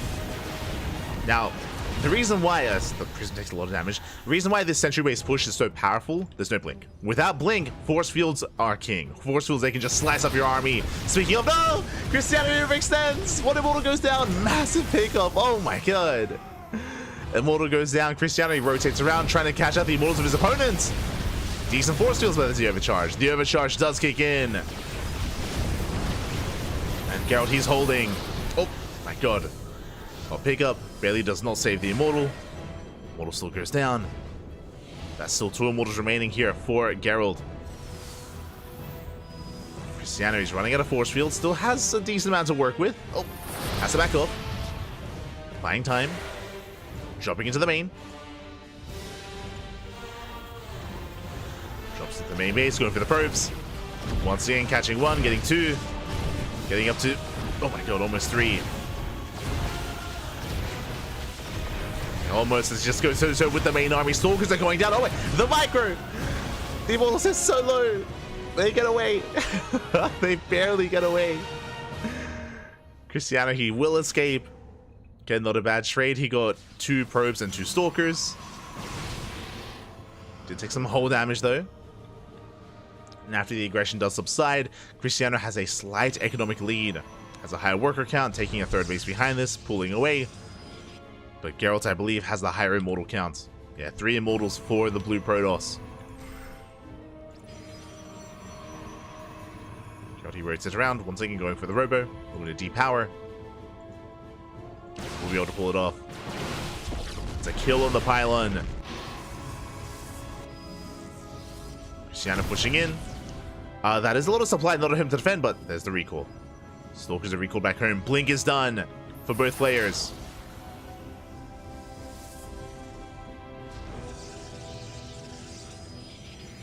Done. Cristiano threatening a push forward. Their base is getting up and running. Force fields will buy some time. Rotating around. Once again, just trying to buy it. Again, Cristiano, he has no reason to push in. Like, again, Cristiano, he's up a base, up in workers. All he's doing is buying time. And Geralt will soon break out. He's up to 4 Immortals. And now Disruptors. The Bay is done. Disruptor production is now fully underway here for Geralt. And Disruptors, they are peak PvP, baby. Hallucination Scout is denied. Does not get into the main. Does not scout the tech.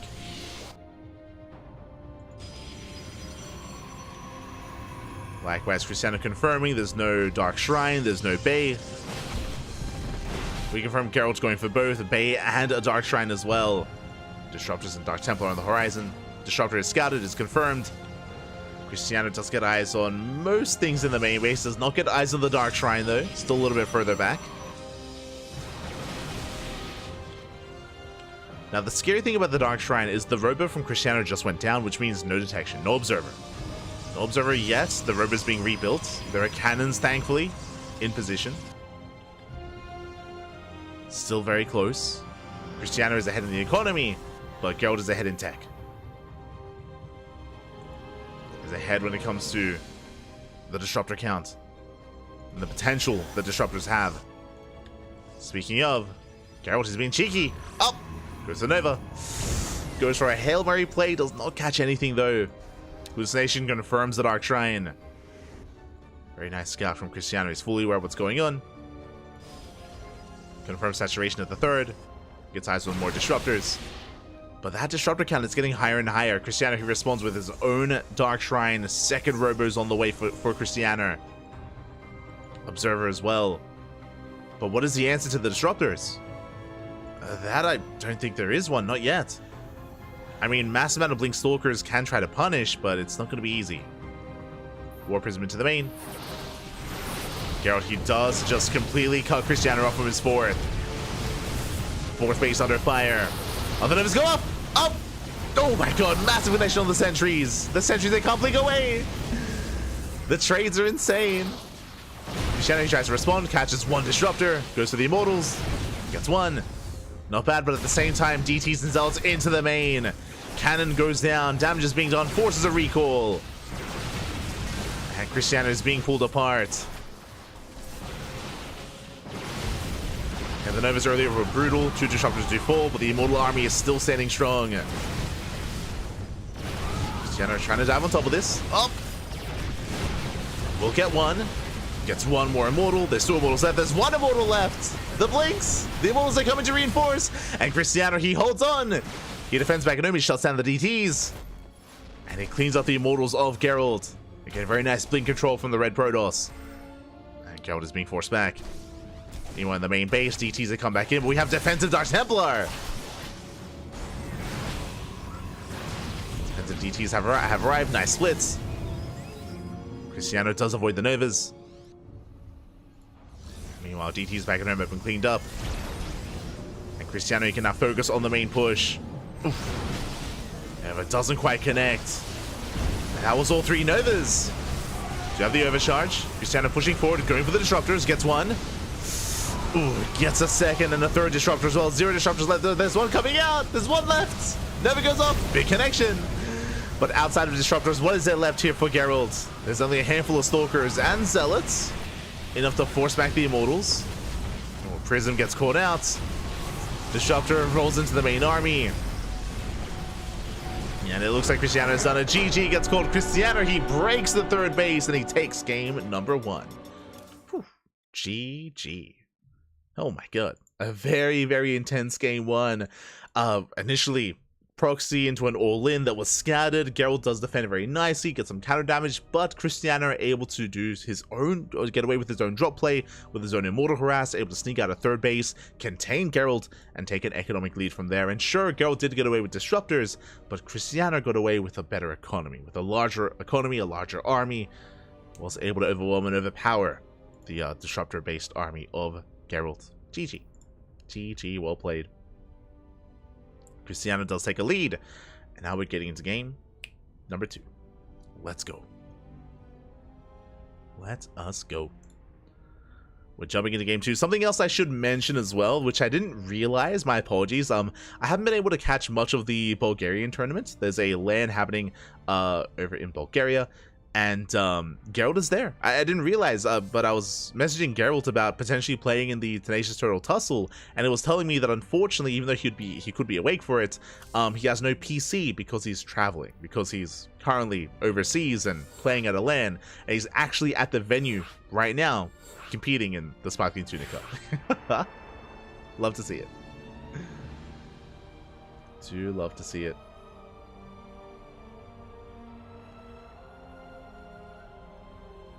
So Geralt, he's playing from the venue, playing from the LAN. The passion is real.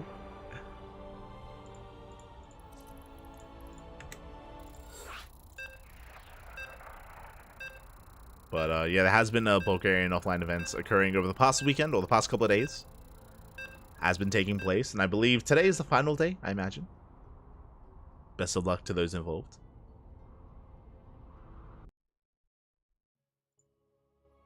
And we're now settling into game number 2. We're going to be loading into Dynasty. Oh my god, one of the more vetoed maps at the map pool. Was not quite expecting this, but okay.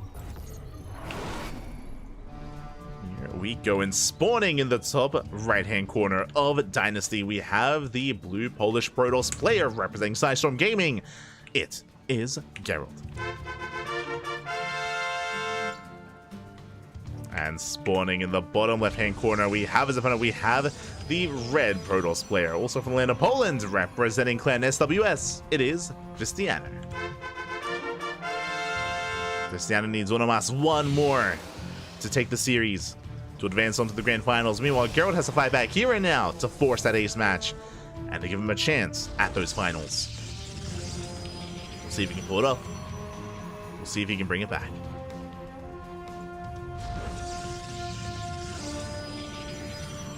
Go. So now we do have our standard openers. Now, when it comes to Dynasty, again, it is a very often vetoed map of the map pool. There is a gold base you can try to take advantage of. I do not expect the gold to be taken anytime soon. The gold base, especially in the PvP, is usually reserved as a 4th base or maybe a 3rd. The reason why I say that is because the mineral line can be abused quite easily by adepts and stalkers. Any range based unit can get across the map and just punish any kind of mining, so you normally don't take this base until you have map control yourself, or you have a comparable army size. So we should be expanding, or we should be seeing some expansions at these more regular, these more standard expansion locations. We'll see. Oh, as Geralt is going for the pylon in the center of the map. Going to be a scouting fake proxy pylon. We'll get eyes on the main bridge, on the main scouting path. My eyes are on Geralt here. Curious. Likewise, 2-gate opener. No scouting at a Christiana at all, by the way. No probe scout whatsoever. Okay. I was not quite expecting that. Christiana playing a little bit cheeky here, a little bit greedy, going for a Stalker Sentry-based opener. Standard opener here out of Christiana. Geralt going for something more aggressive with double Stalker. Well, Gary's not overseas. You get what I mean. Traveling is what I mean. Look, whenever I'm in Australia, okay? If you're ever going to another country, it's overseas.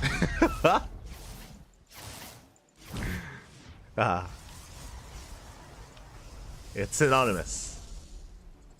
But also true, I guess.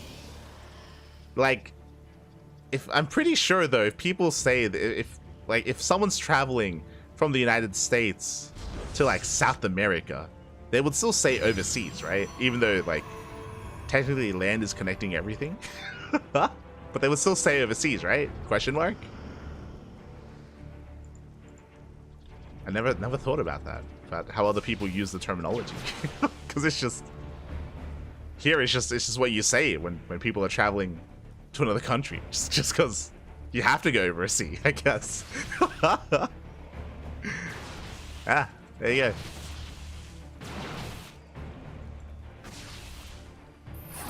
For now, ooh, we do attempt to shut down the Stalker, but the force fields are a little bit misplaced. Stalkers will slip away.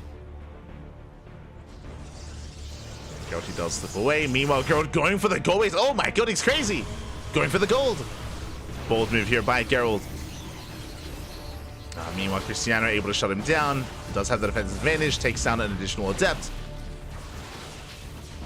Oof. Does bring it down. Again, 2 adepts for 2 sentries. Without those sentries, Christiano is actually in the dark. He's unaware as to where the expansion has been taken. There is a proxy pylon to reinforce. Meanwhile, Geralt with that scouting pylon does confirm the army of Christiano. He checks. I mean, he saw earlier.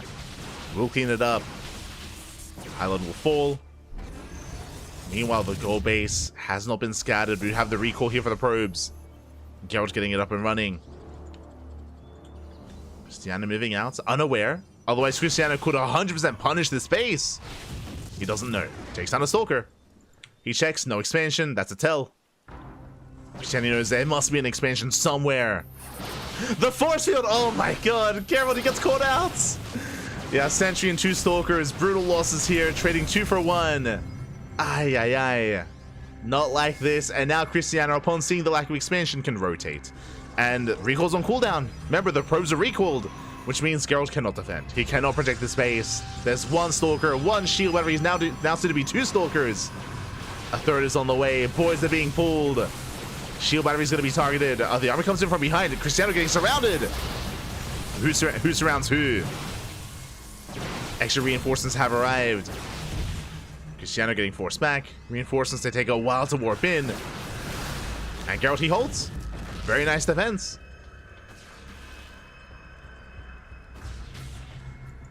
As Geralt, he does hold on, forcing Cristiano back.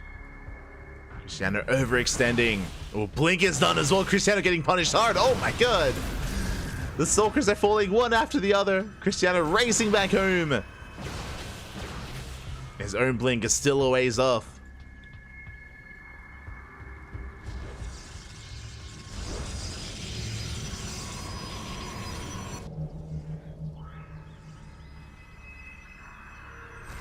Geralt diving over the wall, going for the main.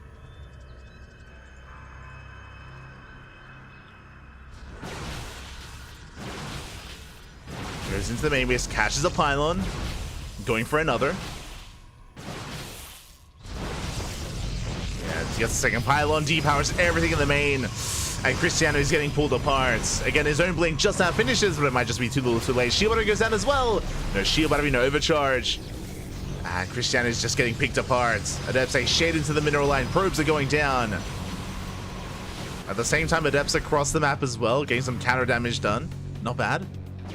Cristiano holding his own, but Adepts, they don't stop. They just don't stop. Shading in once again. Cristiano does kill 6 probes, but loses 6 of his own. Oh, losing up to 7.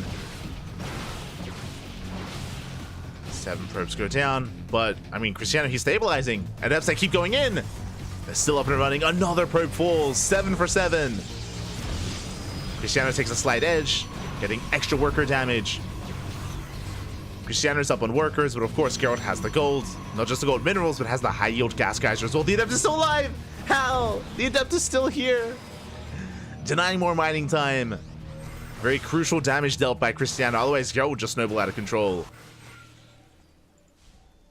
As finally the Adept falls.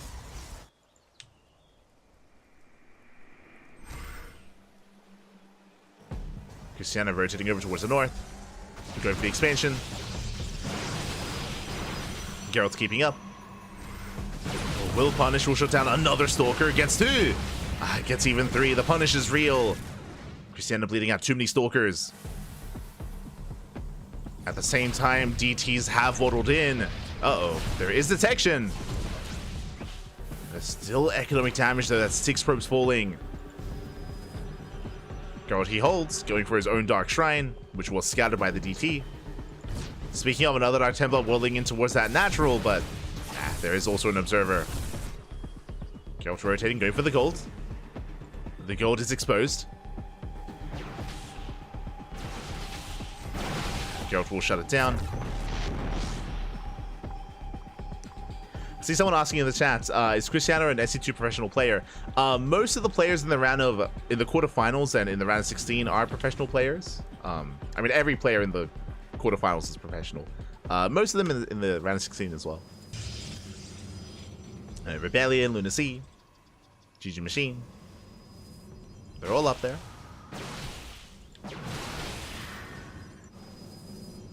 I guess you could argue like semi-pro for some of them, I guess. But as the pylon's going to be shut down, DT denied the warp in.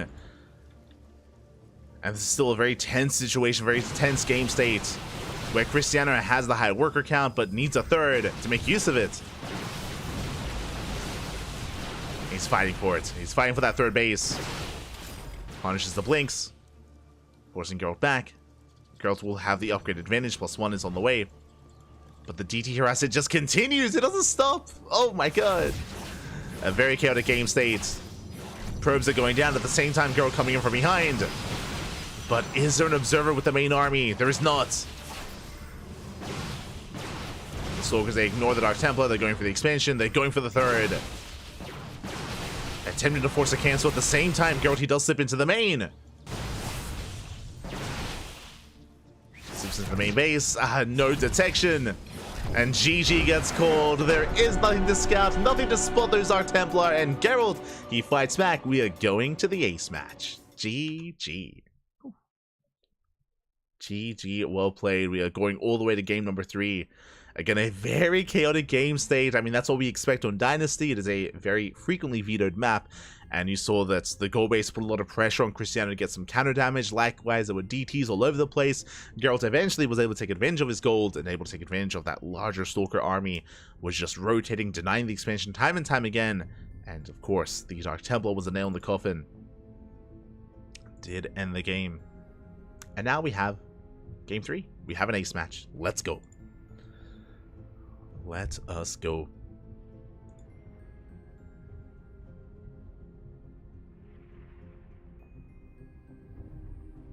Even some of Australia is overseas from Australia. True. Not wrong.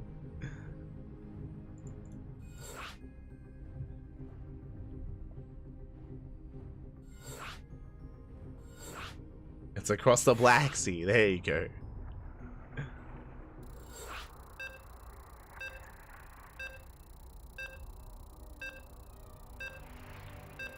As we are getting into the final game of the series. It all ends here. It all ends on Ghost River. Once again, another wild map. The smallest map in the map pool, a very short rush distance by ground. Aggression can definitely be favored on this map. I'm ready. I'm ready for some more chaos. I'm ready for some more nonsense. What comes next in this PvP? As spawning in the top right hand corner of Ghost River, we have the Polish Protoss player, the Blue Protoss, representing Psystorm Gaming. It is Geralt.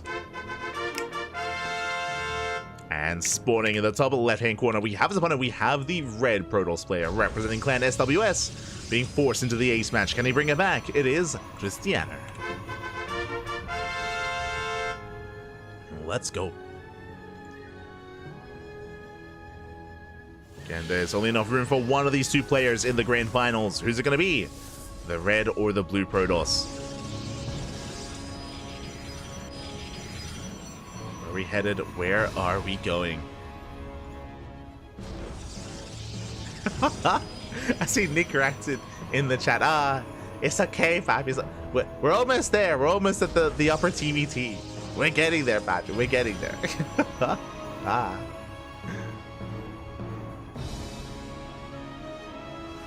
But again, the games haven't been too long in the semifinals. It's been very chaotic. They haven't been abrupt, I suppose.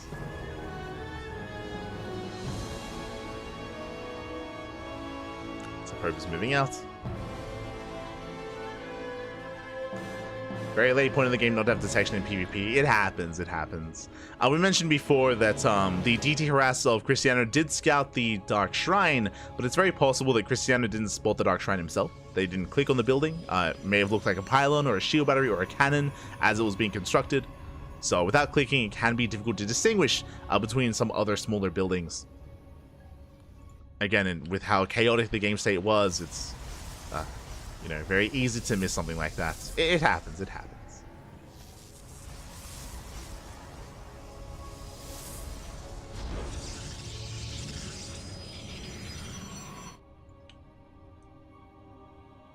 Here we go. As the probe does dip into the main. Both players scouting each other. We have 2 pylons in the main base of Geralt, likewise 2 pylons in the main of Cristiano as well. So no hidden pylons, no proxies, nothing crazy this time. Not yet. Meanwhile, it is going to be a double, it's going to be a Stalker opener here from Geralt. We have additional depths on the way from Cristiano. Let's go. So Stalker Sentry out of 1 player, which is more standard, more, you know, more standard, more macro-oriented. Meanwhile, double Adept by Cristiano going into a 2nd and 3rd Adept and a Stargate as well. Very aggressive start here by Cristiano. He's going to be harassing with Adepts and harassing with Oracles as well. So it's all about economic damage here for the Red Protoss. And it's going to be on Geralt to now take the role of the defender. It's on Geralt to defend, to survive, and to minimize losses. Shield batteries on the way, Hallucination Scouts moving out. Try to get read what's going on. Geralt has yet to confirm even the expansion, but now will. The hallucination dips in, confirms the expansion, confirms the tech of choice, Stargate. Now Geralt knows to throw down a shield battery in the main and to be ready for the Oracle. Knows to be ready. Meanwhile, 4 Adepts shading in. Don't quite commit yet. Cristiano does threaten the shade.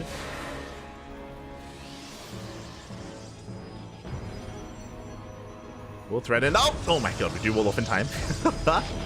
Calm down, Bobby, calm down. Does wall off.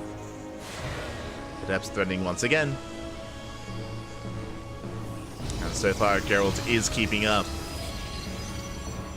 Oracle's on the way. Behind this, of course, Cristiano saturating his base. Stalkers do clash with the Adepts. They take 1 down.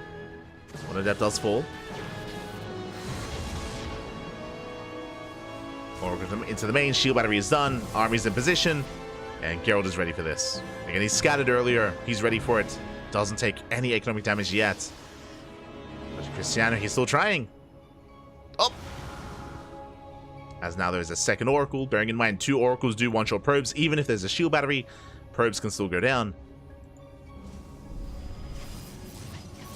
Ooh, as Cristiano does not get a probe at the natural, takes a bit of hull damage, a lot of hull damage. But Adepts, they shade in. They try to. The force fields. They look down the Adepts. Geralt, he's all over this. He's crazy. 1 Adept survives, stays into the main. Ooh, Oracle goes down to the natural, and Cristiano, he's losing far too much. This is not worth it. 4 Adepts go down, an Oracle, and we only stasis 1 probe. Cristiano is going to be in trouble back at home. He's building up. He's, of course, building up and working towards Immortals. There's going to be a give and take here. Geralt will have the more mobile army. Blink is halfway done for Geralt. Cristiano has to rely on Immortals to survive. So Geralt will have the more mobile army. Geralt now has map control.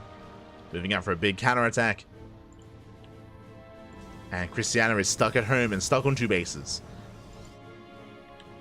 Now is a good time for Geralt to expand, and he does. The Blue Protoss takes a 3rd. Again, the Blue Protoss has map control, is containing the Protoss, containing Cristiano on 2 bases. Now's the time to expand and get a greater economy. Triggers the shields. And so far, Geralt is looking good. So far. Now, when it comes to Cristiano's game state, he will eventually break out. Once he gets a critical mass of Immortals, he can break out and expand, or even go for an all-in. As finally, some probes are falling. 2, 3, 4 probes going down at the same time. We blink into the main. The pylon. Pylon is going to fall. Depowering a gateway. Not a bad pickoff. But the concave is brutal. Another Stalker does fall. Trading 1 for 1. At the same time, though, that was 7 probe kills across the map. Finally, Cristiano getting the damage he was hoping for. But the Stalkers, they can blink in once again for a second time, going for the Cyber Core. The Immortal. Immortal does pull away. Cyber Core survives, now built up to 3 Immortals. But the force field is brutal. We just lock the army out of the natural. And Cristiano, he's just pulling... Sorry, Geralt is just pulling Cristiano apart. And left and right, another force field. Boys are being pulled. And this might just be too much. This might just be too much damage here. Game-ending damage as we have enough energy for potentially another force field. Yeah, he does. Yeah, there's that 3rd force field. Prism goes down. Immortals finally break out, but they're exposed. The Immortals are going down one after the other. And Cristiano just cannot sustain these losses. Not like this. Not like this, papi. 5 probes falling. Oracle races back. And again, Geralt, he's getting up to 3 base economy here. His 3rd base getting fully saturated. Blink is halfway done for Cristiano. Oracle into the natural.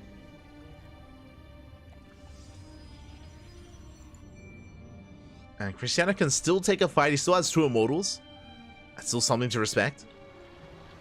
But we could end up in a weird base trade. Oh. As Cristiano moves out, Geralt moves in. He is moving in, and the base trade has begun. Does anyone recall? Who's going to be the first? As we're committed. Yeah, Cristiano, he has to commit. The natural is falling. Likewise, so is the 3rd base of Geralt, but Geralt, he's buying time. Cristiano trying to chase this down towards the natural as well. Geralt blinking into the main, recalling back home.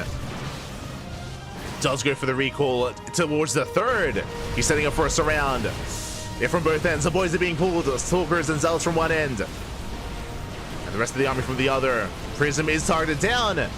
And there's only one immortal left. Yeah, the immortals are going down. The boys are being pulled from across the map. Let's go. Cristiano is completely all in, but he's running out of stalkers. He's running out of army.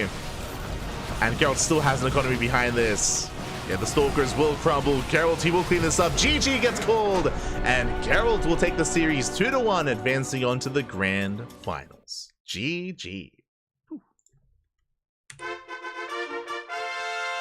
GG, well played. Congratulations, Geralt will take the series, but that was a very intense back and forth best of 3. Even game 2 could have gone either way. The DTs, of course, did seal the deal. And here, of course, we had Cristiano doubling down on the aggression with Adepts, with Oracles, but it was not worth it in the end. In the end, the Oracle Adept aggression did fall in its face, and that gave a lot of momentum to Geralt, to the Blue Protoss. Geralt, he had so much momentum on his side after defending, after the successful defense, and did punish the immobility of Cristiano's army. GG, well played.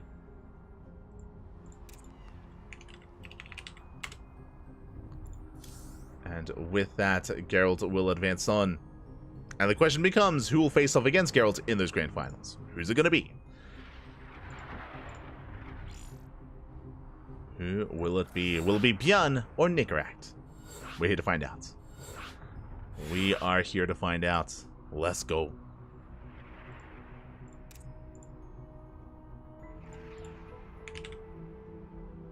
As our two other finalists, or semi-finalists,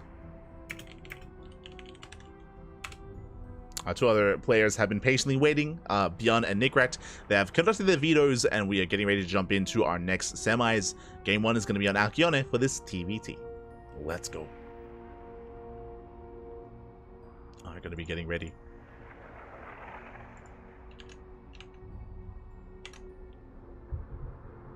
And I want to believe that Nikaract can definitely pose a threat to Bjorn. Bjorn is the clear favorite. Bjorn, he is definitely a heavy hitter here amongst all these players. But we have seen Bjorn fall in the past, and we have seen Nikaract bring him down, at least in best of ones, in OC King of the Hill. In a full best of 3, it's going to be a tougher ask here. But I want to believe that Nikaract can bring it back, that he can make a series out of this.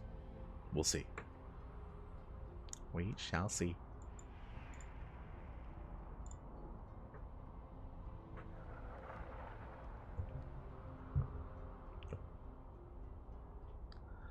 As our players are asking for a moment.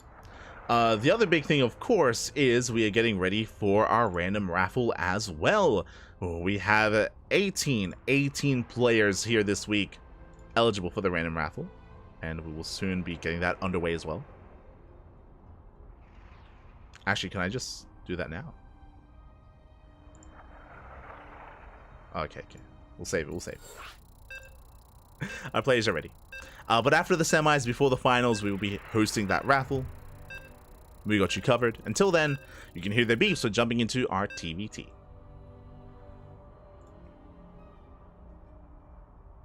Let's go. And if you're in the chat, predictions will soon be open, so you can place your bets on who you think will advance onto those finals. Will be the favorite player, or will we have an upset, and will the underdog bounce back instead? We're here to find out. As spawning in the bottom left-hand corner of Alcyone, we have the red Terran player representing the Platinum Heroes. It is Nikaract. And spawning in the top right-hand corner, we have his opponent. We have the South Korean Terran, the blue Terran player representing Shopify Rebellion. It is Bjorn. Here we go. Again, Bjorn, the last time he competed and participated in the Sparkling Tuna Cup was back in 2022. It's been a couple of years. It's been a couple of years since Bjorn has competed in... It's been a couple of years since he's competed for the Tuna, for the Dong, if you will. The Dong 1, even.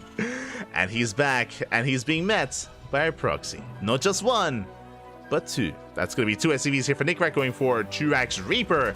But Bjorn is going for double gas. Oof, it's going to be a double gas opener for Bjorn. What does this mean? This means a faster factory. This means a delayed CC. This means a very safe build by Bjorn. So already looking ideal here for the defense, but it still comes down to the control, still comes down to the reaction. We'll see if Nikaract can get a 1-up on Bjorn and catch the first Reaper. as this is going to be proxy 2-Rax Reaper. And if Bjorn gets caught with his pants down, if he's a little bit late to react and to respond with his first Reaper control, if it goes down early enough, then Nickrat can snowball from there. So still possible. Going for a third Rax? Okay, that I was not expecting. Oh my god, he's crazy. Let's go. The third Rax has been thrown down.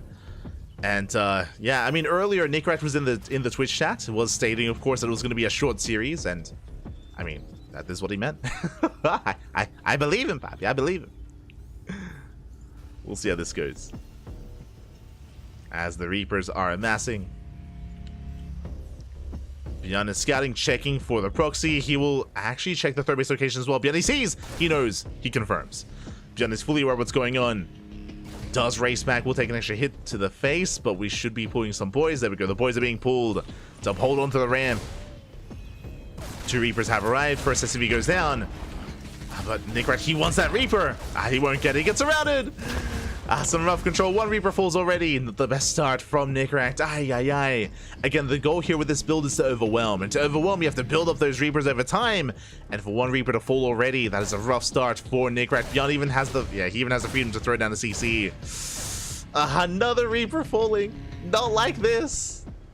Oh my god, we'll get away. Whew. Just in time. But this is looking a little bit bleak here for Nickrat. He can still pull this off. Goes back into the main. Gets eyes on the CC. Will delay. More boys being pulled, but the Hellion has arrived. There's already 1 Hellion, soon to be 2. As the Hellion count gets higher, the Reapers are becoming that much more, well, that much less effective. Into the main. 5 Reapers going for the first Hellion. Hellion does fall. Oof. That was a trade. Now we have a second Hellion. Yeah, the shots are lining up. GG gets called, and Bjorn will take game number 1.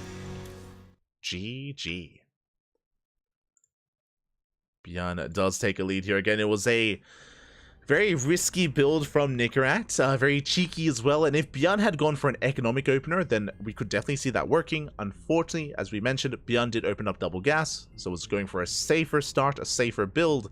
And that meant that he was, again, safe against the aggression of Nickrat. But we'll see what the plan is here in game number 2 as we are jumping in to Oceanborn. Let's go. Jumping into Oceanborn, and I'm curious if we're gonna go for another proxy. No. It's possible, it's possible. We could go for some for another proxy Rax here. Or maybe something different. Maybe it's gonna be Bjorn's turn to proxy instead. Possible.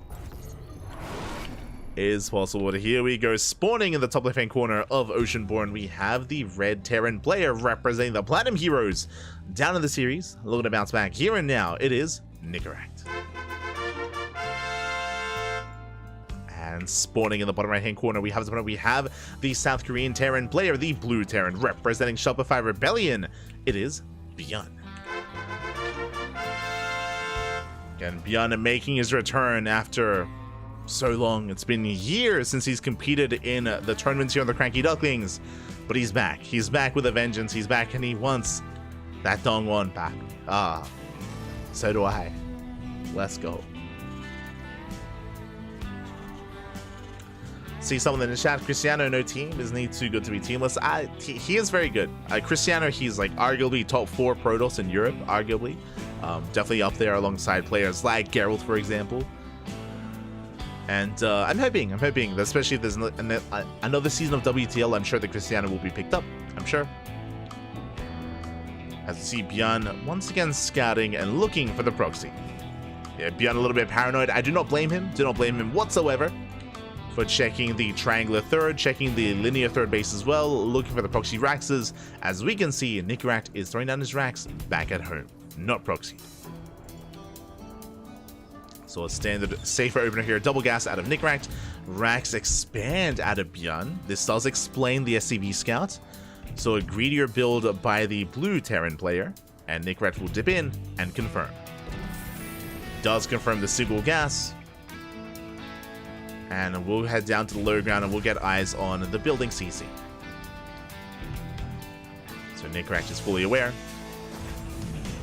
And now the pressure suddenly is a lot more on Nickrat to try to catch back up. Try to punish the greed here of Bjorn.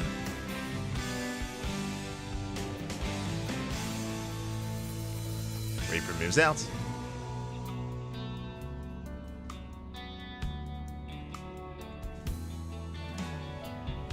Bjorn likewise pulling back. Has the help of the Marine, and with the help of the Marine, the Reaper is going to be forced back as well. Bjorn does deflect. Nickrak CC on the low ground is just now starting. Oof. Bjorn does shoot first, forcing Nickrak back. Nickrak hiding in the tall grass. And Nickrak will have additional Hellions earlier as well, bear that in mind because of the faster factory. Hellion production well underway. First Hellions moving out. Actually going for the add-on, okay. Never mind, Cyclone with the reactor alongside it. Nickrak still building up, hoping to catch some stray SCVs on the low ground, and looks like we'll find one. SCV does pull away. Bjorn keeps it safe. And Nickrak doesn't go for the dive. He thinks about it. Doesn't quite commit. Now Bjorn can defend. The SCV is spotted. SCV goes down. But now Bjorn has a Cyclone and he will punish the move out. He will punish this aggression. Cleans up the Reapers and the Hellions. Very nice defense by Bjorn. Aye, aye, aye. Meanwhile, across the map, Nickrak getting ready for his own drop play. It's going to be Cyclone. It's going to be a Cyclone drop with the medevac, of course. Looking to be active.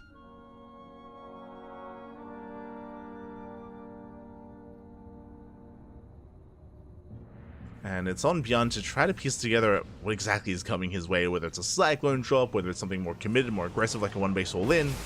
Reaper goes for the dive. Confirms the lack of fast tech lab, for example. Gets eyes on the add-ons and the lack of add-ons.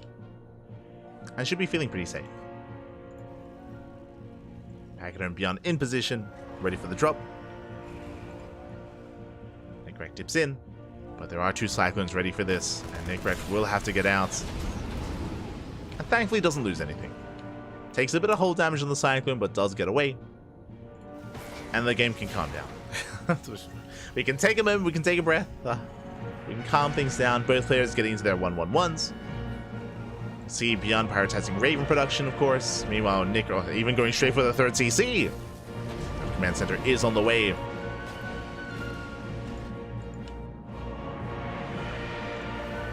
Nickrak across the map, slightly behind him, but also working in the same direction, getting to Ravens, getting to tanks, getting to the bread and butter of TVT. As Bjorn moves out, Nickrak also being active with his own drop.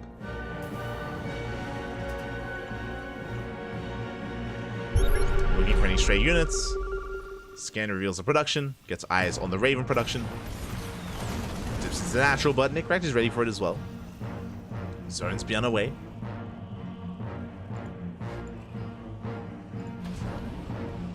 But we're keeping up. Both players are keeping up with each other. No major losses outside of the initial Reaper Hellion. But Bjorn does have a much faster third CC, and I believe Nickrak did spot it. Yeah, he is aware of the third CC. And this is going to put a lot of pressure on Nickrak. Nickrak, he knows how late his expansion is in comparison to Bjorn, which means soon Nickrak has to move out. Now, the purpose of the move out is not to break Bjorn by any means. As you can see, Nickrak is not going for an all-in. Oh my god. This medevac gets low. But the purpose is to contain. Is to contain Bjorn, to delay and deny the third base for as long as possible while Nickrak gets into his own. As the drop is going to be shut down just barely. 2 Cyclones and a medevac for 1 Cyclone and 1 medevac. So better trade there for Nickrak. There's that move out that we spoke of. And again, the purpose, the goal is to contain. Contain Bjorn. We'll see if Nickrak can. At the same time, Bjorn already setting up. Getting ready back at home is pre-sieged. It's going to be that much more difficult here to deny the third, but Nickrak, he has to try. He does have disables. Disables coming in. 2 tanks get caught out. There's still 1 tank behind this. A 4th tank has arrived. Big tank blow is going off, and it looks like, yeah, it's going to be too much. Bjorn, he holds, he saves his third, and GG gets called. Bjorn will take the 2-0, advancing on to the grand finals. GG. There was a lot of pressure on Nickrak there to try to break that location, to try to catch up economically. Otherwise, he would just be playing from behind. The reality is that in a mirror matchup especially, being behind when it comes to bases, when it comes to economy, can be difficult to catch back up on, and clearly Nickrak didn't want to try to come back from behind or try to play out that game state, given that his third base was so late, and GG. GG, well played. Bjorn will advance on to the grand finals. Let's go. GG, and that means that we are getting ready eventually for the finals, but for the raffle, for la rifa. Let's go. GG, well played.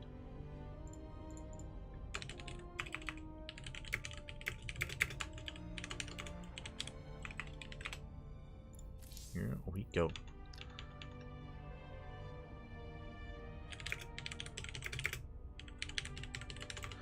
But I do need a moment here to set things up. Here we go as we switch our scenes over and go over that raffle. Let's go. Let us go. You do have the, of course, bracket now being updated, but we have something special here. There it is. We have 18 players, 18 eligible players that compete in today's tournament, and they all are equally eligible for 5 extra USD. Again, this is just a little bit extra that we have on top outside of the regular prize pool. It's just a way to spread the love, especially because our tournament is very top heavy. Only top 2 do get paid out, so a way to kind of spread that love, to spread that prize money, is just a random raffle. Just roll the dice, papi. Of course, exclamation mark rigged in the chat. It is always rigged. Siempre, papi, siempre.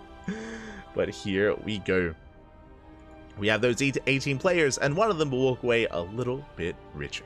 It could go to a finalist like Bjorn or Geralt, or it could go to someone that got knocked out in the first round, like Dave Litos, for example, or Demi, or Captain Fish. All are eligible. And who's it going to be? I still need like a little drum kit. I need, or like a drum sound effect. That'd be ideal. A drum roll, if you will. There you go. There you go. That's what I need. Regardless. Congratulations, because this week the winner is Rebellion. GG, well played. Congratulations, Rebellion, the Korean Protoss player, for walking away with 5 extra USD. My condolences to Hacker is Top, Christiana, Gref, Demi, and Lily B as well, as they were a little bit too shy there. Just a little bit weren't able to cut. That's what I'm looking for. Make the cut. There you go. Weren't able to make the cut in the end. But Rebellion does walk away a little bit richer. As you can see here on the bracket, Rebellion, he got knocked out by Bjorn in the round of 8. In the round of 8, Rebellion, he 2-0'd Demi, but got 2-0'd by Bjorn. But again, we'll walk away with some prize money. GG. GG, well played. Nothing too major, nothing too big, but some nice little prize nonetheless. So congratulations to Rebellion as we are getting ready for those finals for the TVP. Let's go. Let's go. It is, of course, going to be Bjorn and Geralt in those grand finals, a Terran and a Protoss. We had mirror matchup semis, but thankfully that does mean that there is no mirror matchup in the finals. Let's go.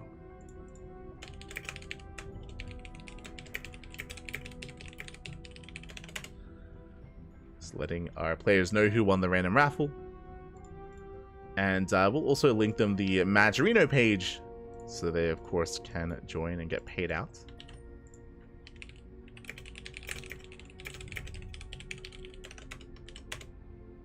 Beautiful. Do love to see it. For those who are curious, of course, if you want to help support the tournament, if you want to help support these players, you can do so a couple of different ways, of course. You can support via Majorino as well. There is a command in the chat, exclamation mark Majorino, if you wish to contribute yourself to this week's prize money and this week's prize pool. You can do so via Majorino. Otherwise, you can become a patron. Patreon is the place to be if you want to help support our tournaments, support tournaments like Sea Duckling Open, Master Swan Open, and Sparkling Tuna Cup as well. It's all funded via Patreon. And Patreon, of course, we have so many people contributing and taking part. So thank you so much to all of our current patrons. Thank you. If you become a patron, you do gain access to replay packs. So if you want to help, or if you want to learn from these players and study their builds and study their games and study their matches, then replays are provided to all of our subscribers and patrons as well. And there are also some other benefits like joining our Discord server and joining our exclusive, our hidden chat channel. There you go. Where we sometimes post some behind the scenes updates, you know, in regards to mascots and drafts on some new logos, for example, has been posted in the past. So if you wish, you can become a patron. Otherwise, get ready for the finals. Otherwise, get ready for the grand finals. Here we go.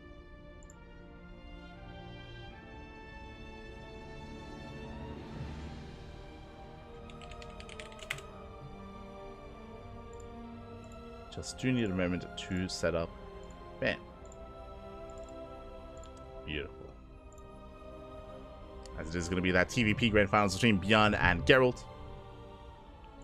And again, we have seen and we have actually casted Geralt take maps off of Bjorn before, but a series, and especially a best of 5, is going to be an uphill battle. Bjorn is still the heavy favorite coming into this, but I want to believe that Geralt can make him bleed, as that we've yet to see a single player take a map off of Bjorn in today's tournament. And can Geralt be the one to pull it off? We're here to find out. We're here to find out. We're here to cheer him on. Let's go. Let's make a series out of this. As a reminder, Geralt is actually not at home. He's not currently in Poland. He is traveling abroad. Is currently, or was competing in the Bulgarian LAN event that's happening this weekend, and is actually playing from the venue. Did let us know that he's playing from the venue itself, so thankfully he can still use their facilities. Thankfully he can still compete in other events while at a LAN. The passion is real. love to see it. Love to see it.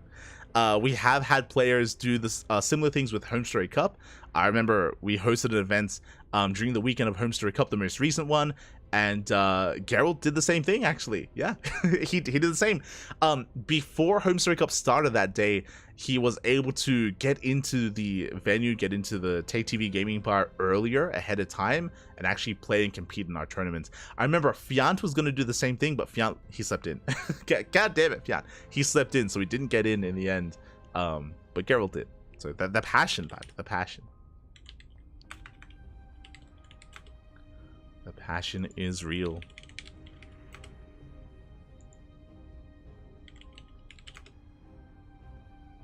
As it looks like the readers are done.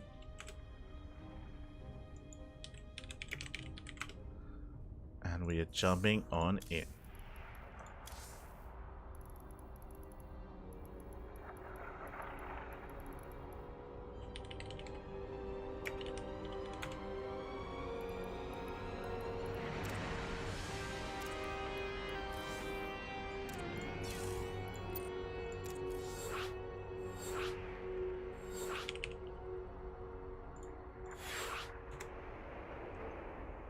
Here we go.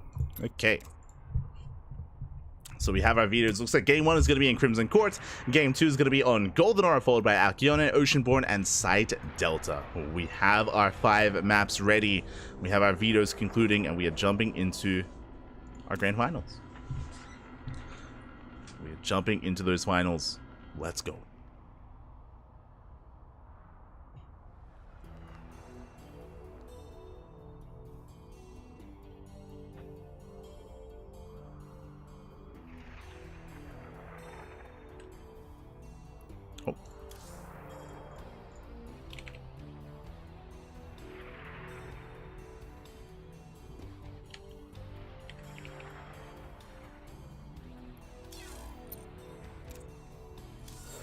Ooh.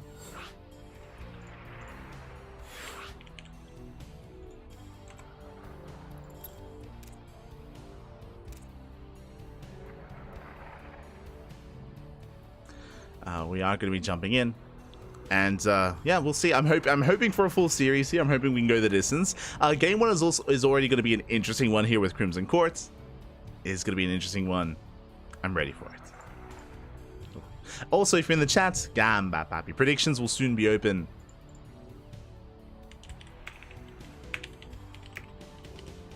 Predictions will soon be open in the chat, and you can place your bets on who you think will be our champion this week. Best of luck. Just catching up. Exclamation mark rigged. Exactly.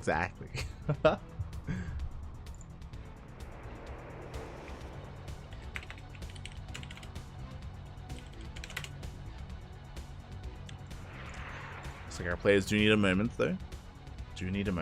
As a reminder as well, before we get ahead of ourselves, before we dive into the finals, we do have another event in 11 hours. In 11 hours time, we're going to be casting and covering and hosting the Tenacious Turtle Tussle. It is going to be at a more NA friendly time. There will still be some European players, I'm sure, but more catered towards the NA time zone.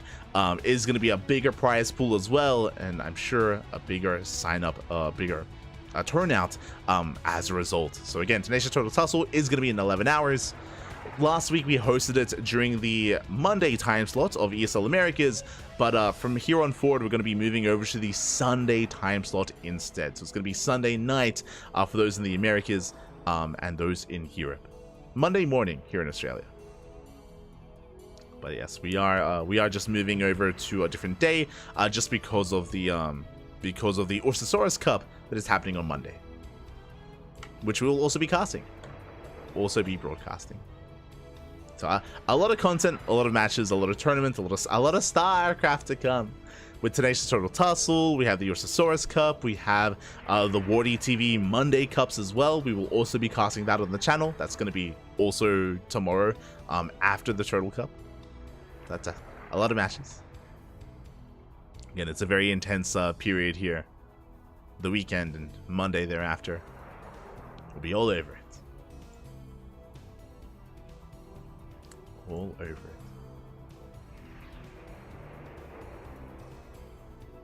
But yeah, it looks like our players need a moment. So with those, so we might go on a short break. It shouldn't be too long, but we might just go on a very short break here, just waiting for our players to get ready. Again, Geralt is at a LAN, so you know there might be some other things going on. Once he's ready, we can jump in. So I'll take this moment, very quickly get some snacks, get some water, drain your disruptors, massage your marines. We should be back in a couple of minutes with the finals. See you soon.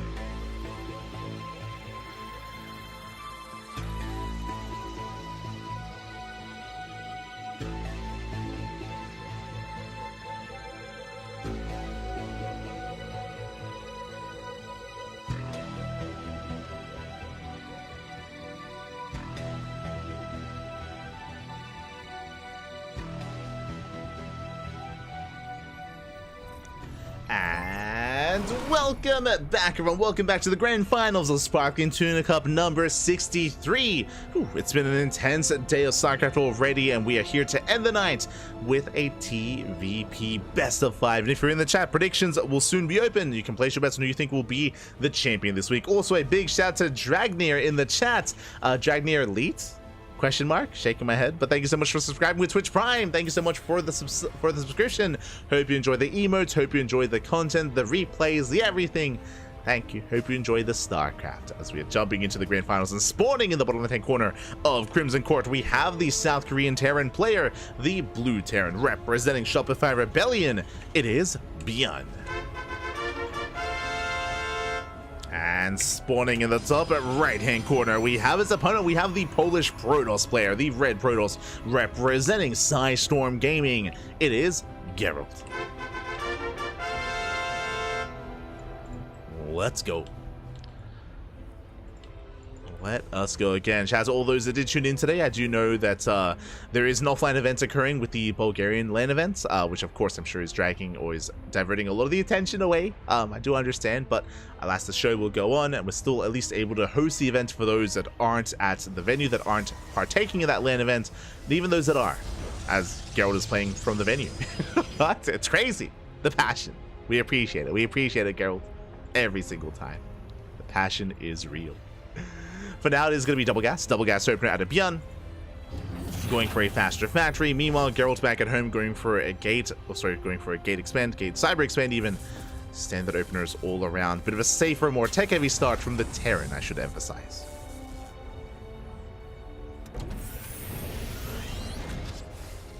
Here we go.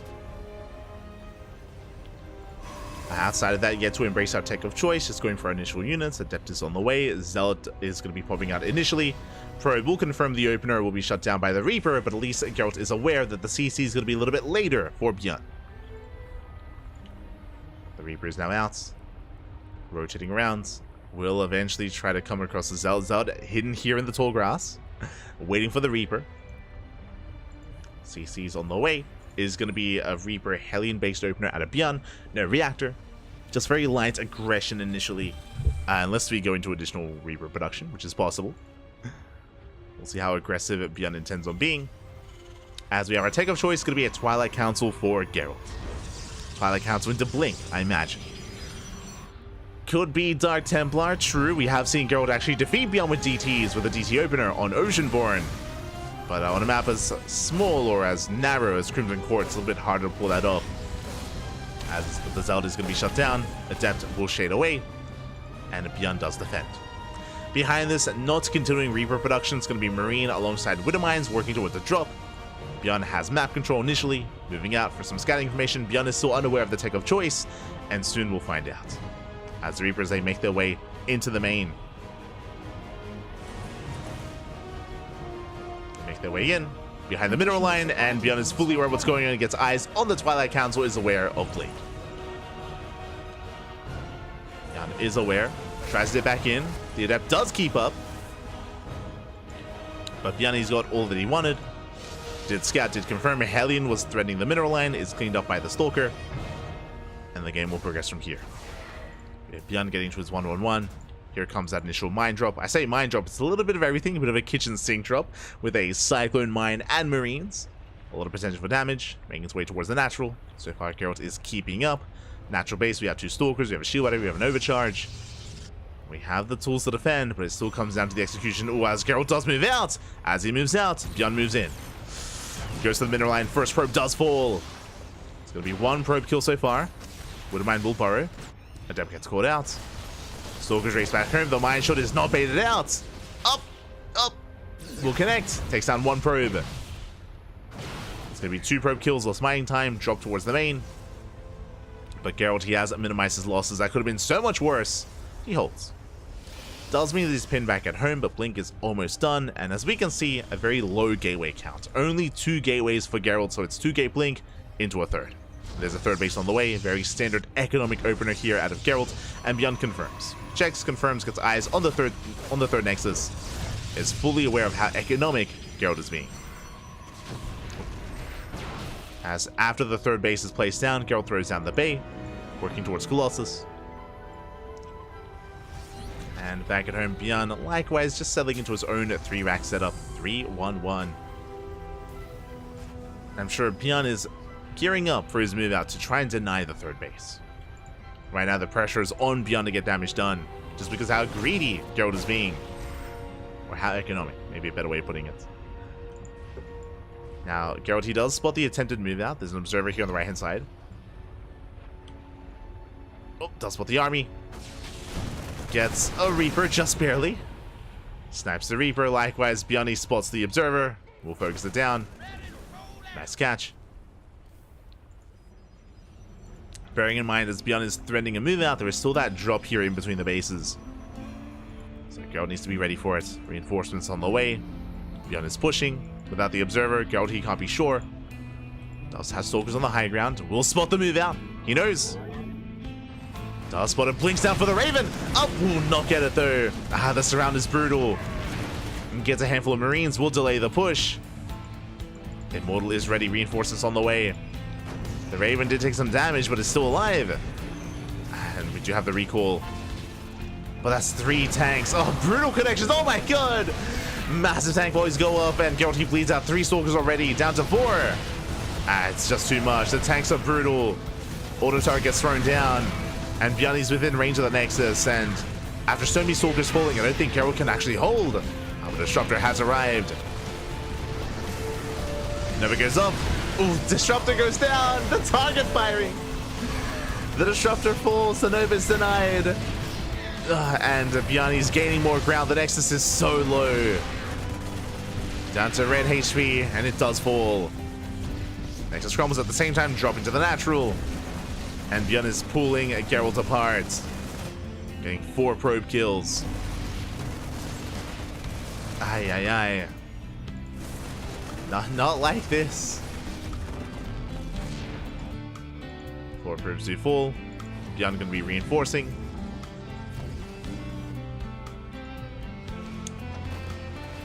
Does rally across the map.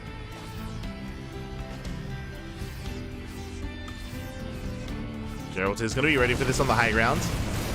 Oh, army sims in, and yeah, there's just not enough. There's just not enough to defend, not enough to protect those high-tech units, and Bjarni takes game number 1. GG. We'll take a lead in the series. Again, there was a brutal siege. Likewise, Geralt attempting to surround the army, attempting to catch that Raven, was unable to, was unsuccessful. And GG, well played. Bjarni takes the first game, but now it's going to be on Geralt to bounce back. Let's go.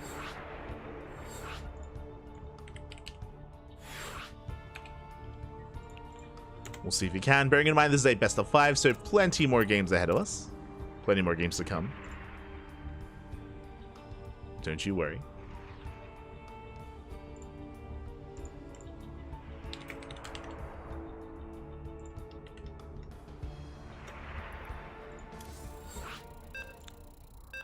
We're getting into game number 2 on Golden Aura.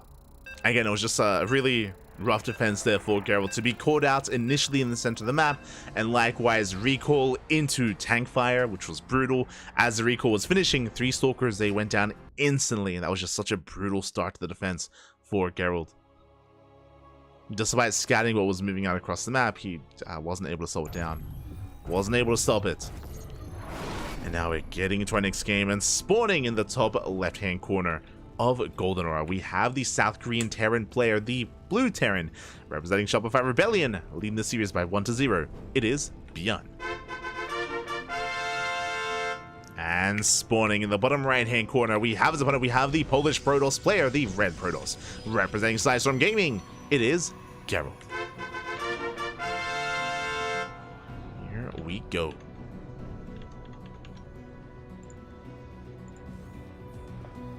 Are going to be settling in. As a reminder, last game Geralt did go for a 2-gate opener into a 3rd base. It was 2-gate blink into a 3rd. And Bjarni was so quick, so fast to punish it. And we'll see if Geralt goes for a safer opener this time. I'm referring to maybe 3-gate blink, even 4-gate blink Stalker. Something more aggressive, something more assertive. We'll see what Geralt goes for. Initially scouting. Making sure everything's on the up and up. And this initial gateway has been thrown down. And we do notice that Bjarni is this time going for an economic open. Going for a Rax into expand. As a reminder, last game it was double gas into a faster factory, into a delayed CC. This time, greedier build. Geralt is here to try and delay the expansion. Probe dips in. dips down, and we'll be in position to delay and try and buy some time, but last probe dips back in. CC is on the way. Geralt, he missed the SCV. Very smooth moves there out of Bjorn to be able to pull away the SCV to keep it hidden from the probe, and the probe is locked in. The probe is locked in. The CC will get up and running uninterrupted. So very slick moves. Geralt being annoying, going for the pylon block. Will force a liftoff if we attempt to go for any kind of add-ons. And back at home, what tech do we go for? Robo, Twilight Council, or Stargate? So pylon does finish.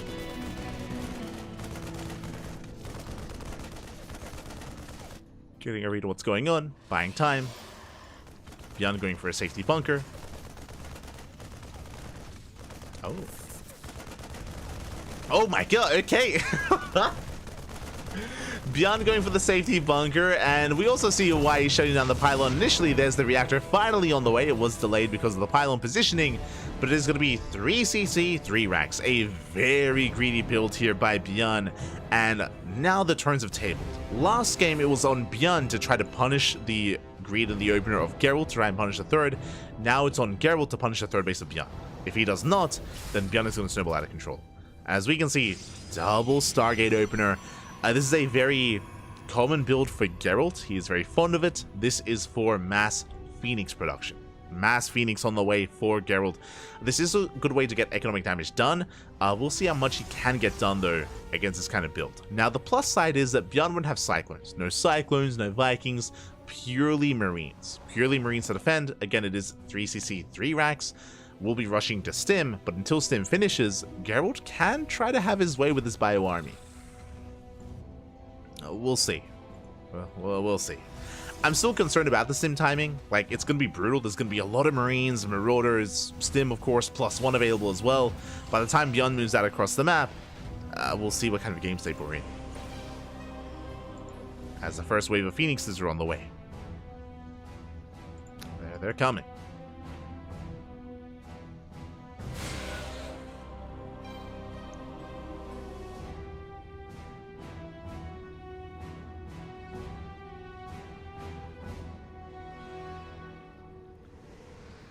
Bjorn does dip back in. Spots at least a handful of Phoenixes. He is now aware of the Stargate opener. Still not fully aware of how many Stargates. Behind this, there's that third Rex. Into a factory. Stim is almost halfway done. And Geralt will soon move out. He's got how many? He's got 4 Phoenixes. As the Marine count gets higher, Phoenixes, they can't really harass the Marine army as much anymore. There's still a window, though. There's a lot of Marines. That's 13. 13 Marines for Bjorn. Turrets are being thrown down in the mineral lines. Phoenixes have arrived. They get eyes on the CC, and they can't do anything about it. They manage to get 2 SCVs, and they spot the third. And the Phoenixes need to get more done. Again, because this fast third base, the worker count is just skyrocketing up here for Bjorn, and will skyrocket out of control once he gets the third base up and running. Geralt going for his own third. Phoenix is trying to poke in, but they can't lift buildings. Stim is now done. Do catch an SCV. Can't be the production. But I'm worried about the move out. The reason why is Phoenixes that don't fare well against Mass Marine and head-on fights. They're going for the mineral line. They get 1, they get 2. Getting a third SCV. And Marines were a little bit late to respond. 4 SCV kills for 2 Phoenixes. I would still say that's a better trade for Bjorn. Getting gas from minerals. Third base being taken. The Phoenixes, they tickle the CC. They're getting damage dealt. Don't get us wrong. Down a half HP, but we'll survive and we'll land. And Bjorn is in position. Command center lands. And there's still a lot of pressure here on Geralt. I was really curious to see how the dynamic of these two builds would play out, and I do. I mean, I feel like clearly here it is in favor of Bjorn, as the Mass Phoenix just has not done enough damage. Another Phoenix falls. Once again, 1 for 2. 1 Phoenix for 2 SCVs. Behind this, Geralt working towards Colossus, which is going to be ideal, especially against a bio-heavy army like this. Splash damage is necessary. But Bjorn is going to move out soon. Knocking down those rocks. 1-1 about to kick in. Second eBay, Armory as well for 2-2. Thankfully, the Observer does spot the move outs. Geralt's aware. And he will catch some reinforcements. Getting a Marauder, getting 2. 2 Marauders go down. Bjorn keeps pushing, he doesn't care. Catching a 3rd Marauder. Double drop into the main army towards the 3rd. Yeah, the drop is going for the pylon. Scans ahead of time. Colossus responds to the main. And the Phoenixes, they will catch a Medivac. They at least try to. Medivacs will escape. The rest of the army does go for the dive. Cannon fall, shield battery as well. Geralt's out of position. Results are falling. Likewise, trading against the Phoenixes. Oh, and Bjorn goes for the dive. The Colossus goes down. He gets 1. He's going to get 2. The Marauders, they out DPS the shield battery. 2 Colossus fall. Ay, ay, ay. And 21 probes as well. Bjorn just pulling Geralt apart. Again, the Phoenix Opener did not do enough. It barely did any damage across the map. Did not gain map control. And sure, it cleaned up some of the drop play, but not enough. Nowhere near. And now Bjorn has a massive economy. Bjorn is on 70 SCVs. Oh no. Oh no. No, don't go in. No, it's a trap. Okay. Whew, he notices. Thank God. Massive EMP though. Bjorn catching out the Phoenixes. Moving out across the map. Behind this, we have a fleet beacon on the way. Disruptors, Colossus. Phoenix is getting caught out as Bjorn. He's going for the kill. He's just snowballing out of control at this point. Has a massive supply lead.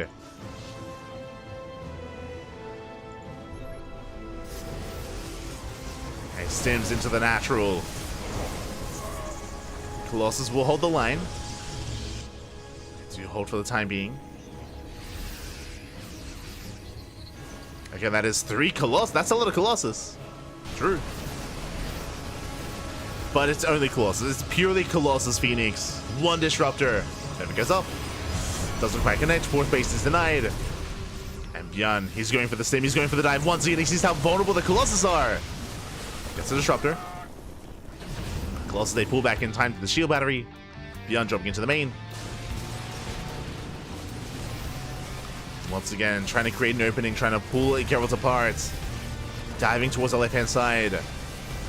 Going for the Stargates. Carrier production has begun, and the Colossus, they melt so quick. 1 falls, the 2nd as well. Oh my God, 1 more shot. There we go. It does go down. At the same time, Bjorn is reinforcements, they hit the 3rd. And as the armies are trading, GG gets called. Bjorn pulls Geralt apart and takes a 2-0 lead. GG. Again, very impressive there by Bjorn. It was just a rough build of choice for Geralt. I mean, they were kind of blindly, opting for their builds. To begin with here, Bjorn going for his fast 3cc into 3 max. It was just unfortunate that that Geralt had gone for double Stargate Phoenix.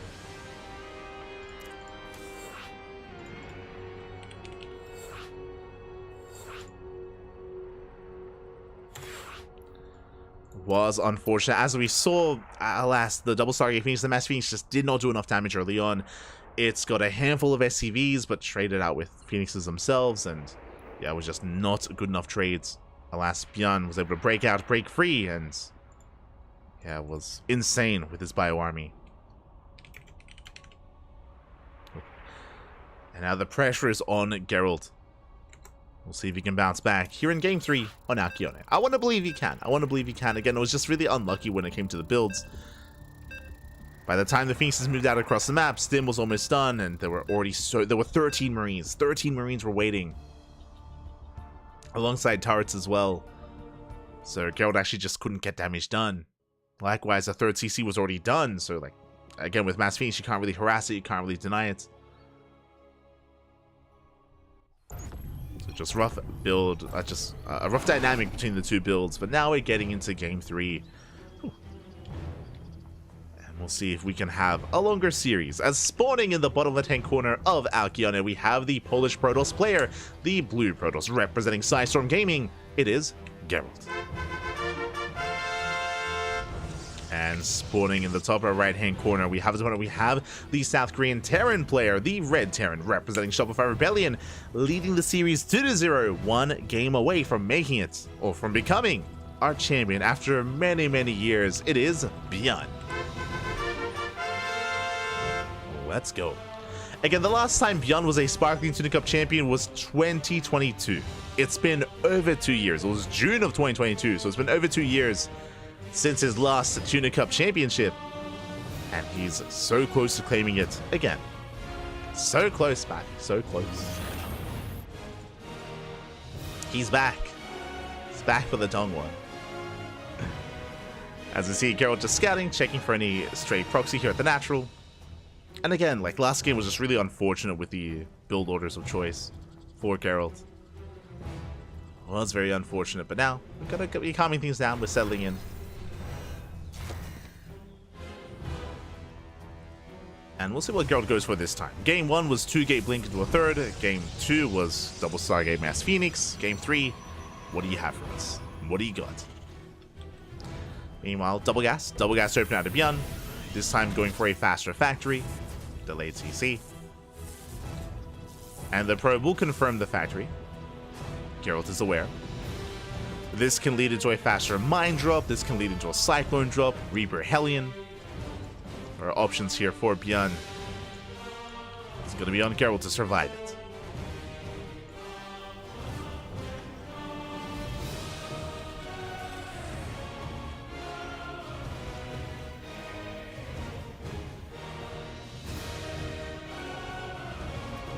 Go. You know, Bjorn moving out. So Probe is going to be safe and sound. Does avoid the Reaper. Does spot it at least. You can see behind this immediate reactor. So Reaper into reactor. Cyclone production has begun. No Reaper Hellion.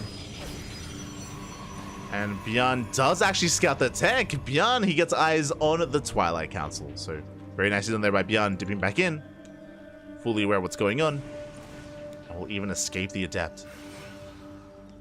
So this should be Blink for Geralt. I say that we have seen him be cheeky and go into a Dark Shrine based opener instead, with success. But it should be Blink. It should be Blink back. Oh, as Geralt, he does keep up with the Reaper. Nicely done. Denies the initial Reaper scouts. Yeah, Blink is on the way.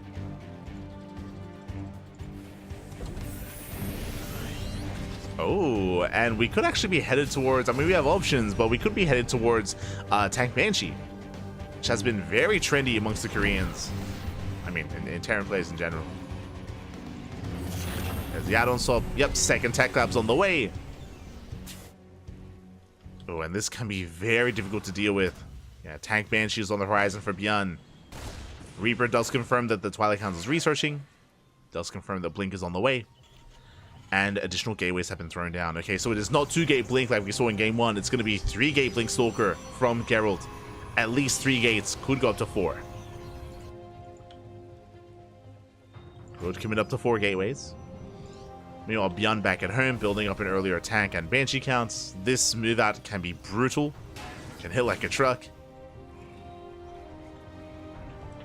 Likewise, if Geralt has no detection, the Banshees can pop off as well.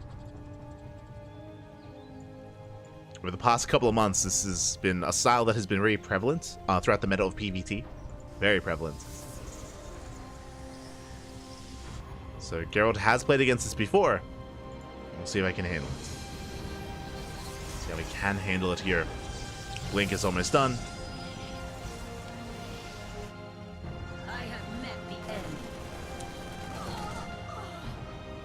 That being shut down.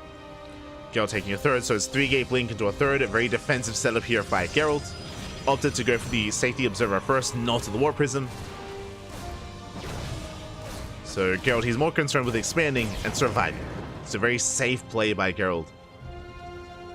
This is as safe a build as you can go for. 3-gate blink allows you to have plenty of stalks to work with. Observer first means you have detection.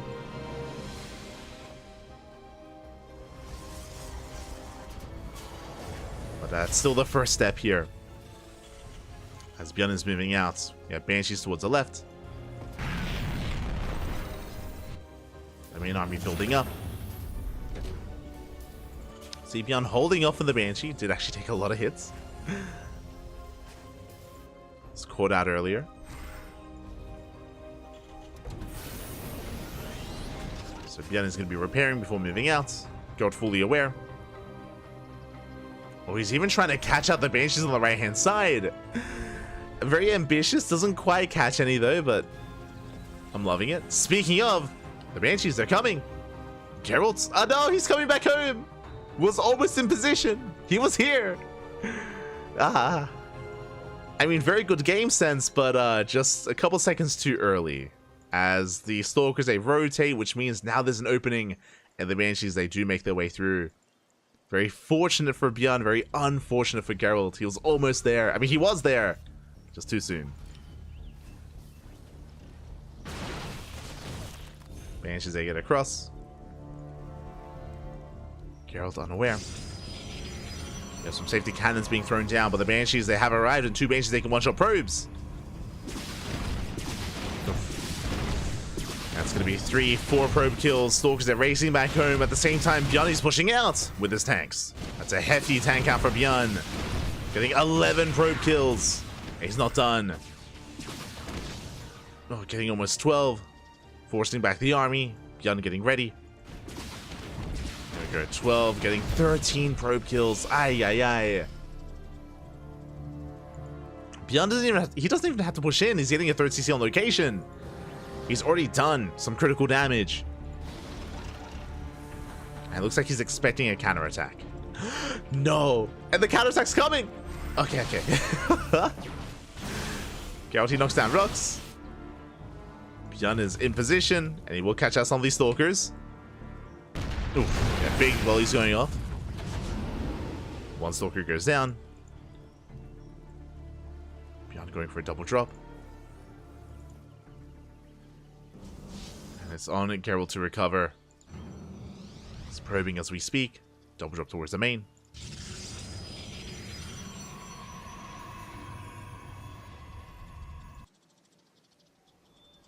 He's diving in. And going for the Forge, actually. I thought going for the Pylons for a moment, but the Forge is going to be targeted down. +2 is denied. Going for the Pylons as well. Gets 1. Picks up, gets the hell out of there. At the same time, Banshee comes back into the natural. This time, Stalkers are ready. Detection as well. Banshee finally goes down. That was still some nice damage from Bjorn. Geralt, he responds with a double Forge follow-up. Going for double upgrades to catch up. Even rushing into the gold. Okay, I see you. The question becomes, will Geralt get it saturated?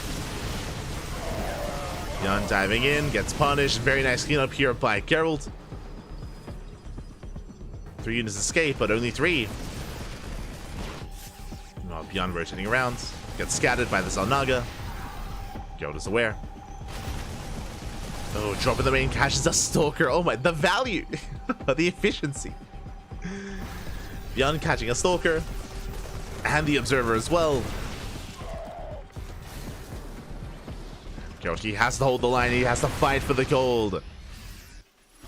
So run by getting across the map. Storm not yet done. And there's only 3 Zealots. They're getting cleaned up by the reinforcements. Bjorn momentum is on his side. He does have the supply lead. 4th base on the way. And Bjorn has yet to commit pushing forward. He's going for a double drop instead, hoping to distract Geralt and create an opening. So Bjorn has got a drop towards the main, double drop towards the natural, and his main army threatening the gold. He's pushing in. The tri-pronged attack from Bjorn. Double jump does distract. Geralt, he pulls away. And that means the gold is exposed. And that was the real target here. The gold under fire. Nova doesn't connect, and the gold base is gonna fall. So many marauders. Oh my god. The mineral line is going down. Likewise, double drop still being active, still distracting Geralt. Dropping the main base as well, going for the pylon. And the gold base will fall. 14 probes as well. Again, Geralt just cannot defend his fourth base. Not at the same time. Not with this small of an army. And Bjorn doesn't keep going. Gets the fourth, backs off, getting his own fourth base, building up, playing it safe. So a mature play here out of Bjorn. Just picking away at Geralt. Now things are looking a little bit bleak for the Protoss, but what I will say is, as Geralt is building up more disruptors, is that he can still take a fight. There's still a chance here if he can land some juicy connections here with these Purification Overs. Then Geralt can bounce back. But a lot has to go right for Geralt.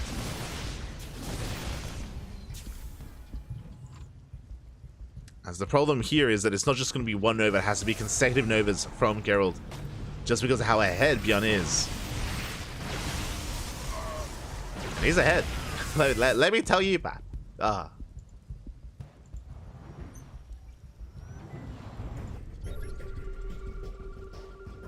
And Bjorn is maxed out. Pushing forward, looking for any observer. Running into the main army, Nova goes off. Ooh, barely doesn't connect. Double jump on the left-hand side. Was spotted by Geralt. Has an army in position. Storm has not yet been researched. With this many High Templar, I don't think that's intentional, by the way. There are High Templar with both armies. And there is no Storm. Oh, no. Geralt, no. I mean, sure, he can EMP. I mean, sorry, feedback, I guess, but Nova's go off. He's not looking. Oh my god, massive connections, and this is what we needed. Bappy, let's go. Drop into the natural though. Damage is being done. Bjorn still pushing forward. That was a good start for Geralt, but if only he had Storm, I think he thinks he does. Not like this. EMPs will connect. Disruptors have arrived. Oh my god, and Novas will go off. It looks like they can target down the Disruptors though. Yeah, the Disruptors are falling. Decent connections. Geralt is holding. And there it is, Storm begins. Yeah, it was a mistake. No, it was a slip up. Storm is now on the way. This could have been a much cleaner hold from Geralt. He had Storms ready everywhere. Had them ready. If only, Bobby, if only.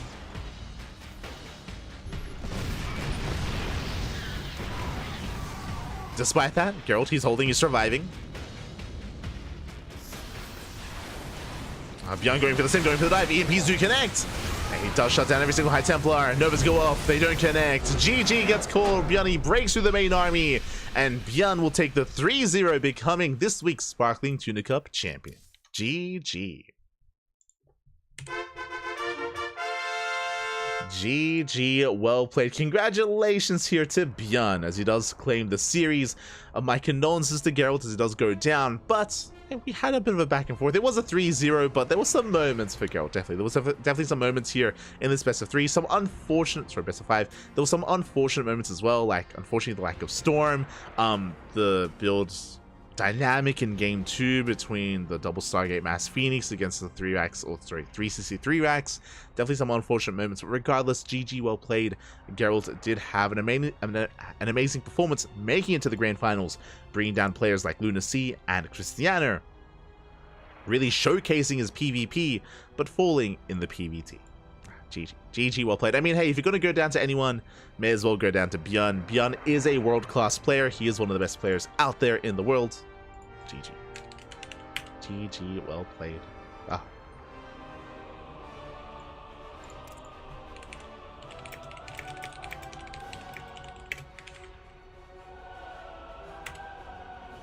Sorry, I just had to message Bjorn. Welcome back to the Dongwon Cup. He knows, he knows.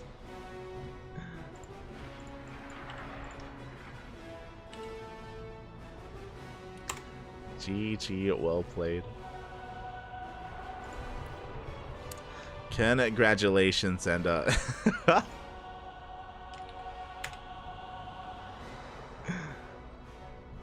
GG, well played. And with that, congratulations to Bjorn, and shout out to Geralt, of course. A shout out to Rebellion, as Rebellion did, of course, win the random raffle as well. Big shout out to Rebellion. I saw someone asking in the YouTube chat, where's Kuro? Kuro is adminning. Kuro is adminning the tournament. Did pop up in the chat. Shout out to Kuro. Big shout out. Oh, the balls, man. The balls. And with that, congratulations. With that, we are going to be wrapping up for the time being. If you want to tune into some more CranKy Ducklings, then our next cast is going to be in, ooh, is it 11 hours? 10 hours? Let me just double check. Our next tournament is in 10.5 hours. I know it's especially if you're watching from Europe, for example, 10.5 hours is very late in the evening for the European region, but it is at a more ideal time slot in the afternoon for the Americas region. So in 10.5 hours, we're going to be hosting the Tenacious Turtle Tussle. It is a replacement for the ESL Open Cup Americas, at least it was. We have moved it from Monday to Sunday instead, but still catering the Americas time zone. So we do have that event in 10.5 hours. Likewise, if you happen to be in Europe, if you happen to stay up and go full DGen and play until 4, 5, 6 a.m. in the morning, then you can join us. May as well. We don't condone it, but you know, if you happen to be full DGen anyway, you can stay up, you can compete, you can participate, you can be a part of it as well. It is a little bit more catered towards the Oceanic, Southeast Asian, Korean, and America's time slot and time zone. But regardless, GG. Thank you so much for tuning in. Thank you so much for competing, to all those that did take part, and hope you all enjoyed the broadcast. Again, the finals were a little bit more one-sided, but I mean, hey, it's beyond papi. What can you do? I'm curious if he also wakes up early in the morning as well and takes part in the Turtle Tussle as well. Curious. I haven't noticed if he signed up. But it is an open tournament. It is an open tournament for all players, all shapes, all sizes, all regions, all leagues. Otherwise, a shout out to Kura for adminning, of course. And with that, we're going to be wrapping up here for the time being. Thank you so much for watching. Thank you so much for tuning in.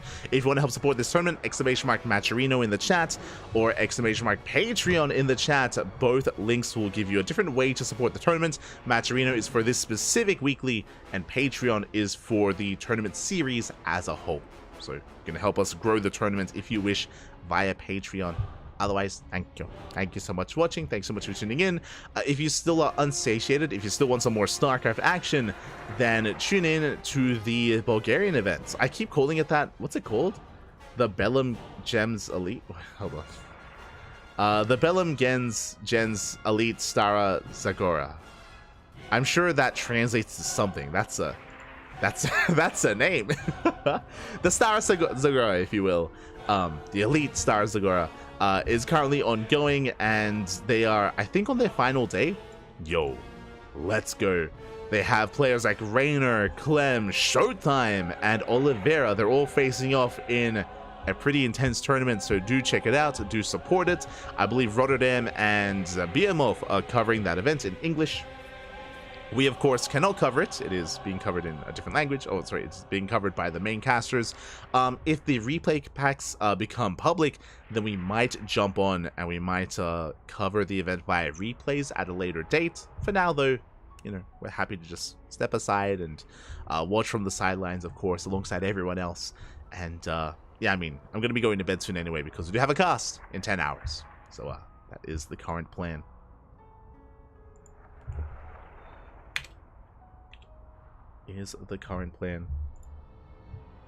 Otherwise, thank you so much for watching. Thank you so much for watching. Thank you so much for the support. We do appreciate it. And we'll see you guys in 10 hours for some more CranKy Duckling action. If you maybe cannot tune in 10 hours time, then we have you covered, and we'll be live tomorrow in 24 hours with the Wardy TV Monday Cup. Let me just quickly double check the calendar here, but again, so if you can't tune into the Turtle Tussle in 10 hours, understandable, but tomorrow we're going to be live in 23 hours time, so just under 24 hours with, yeah, the Wardy TV Monday #1. That is going to be again, a replacement weekly that is more catered towards EU and Korea, so more of a European and Korean time slots. R1 is more Korean and American time slot. That is the plan. So yeah, it's going to be a lot of fun. It's going to be amazing. Going to be beautiful. A lot of StarCrafts in the next couple of days with those events and the Ursasaurus Cup as well. Oh boy. So with that, thanks so much for watching. Thanks so much for the support. We'll see you guys tomorrow, either in the morning or in the evening, for some more StarCraft. Whichever you happen to be there at, we'll see you then. We'll see you again. Thanks for watching. Thanks for the support. We'll see you next time. Bye. Bye. Hasta luego, papi. Hasta luego.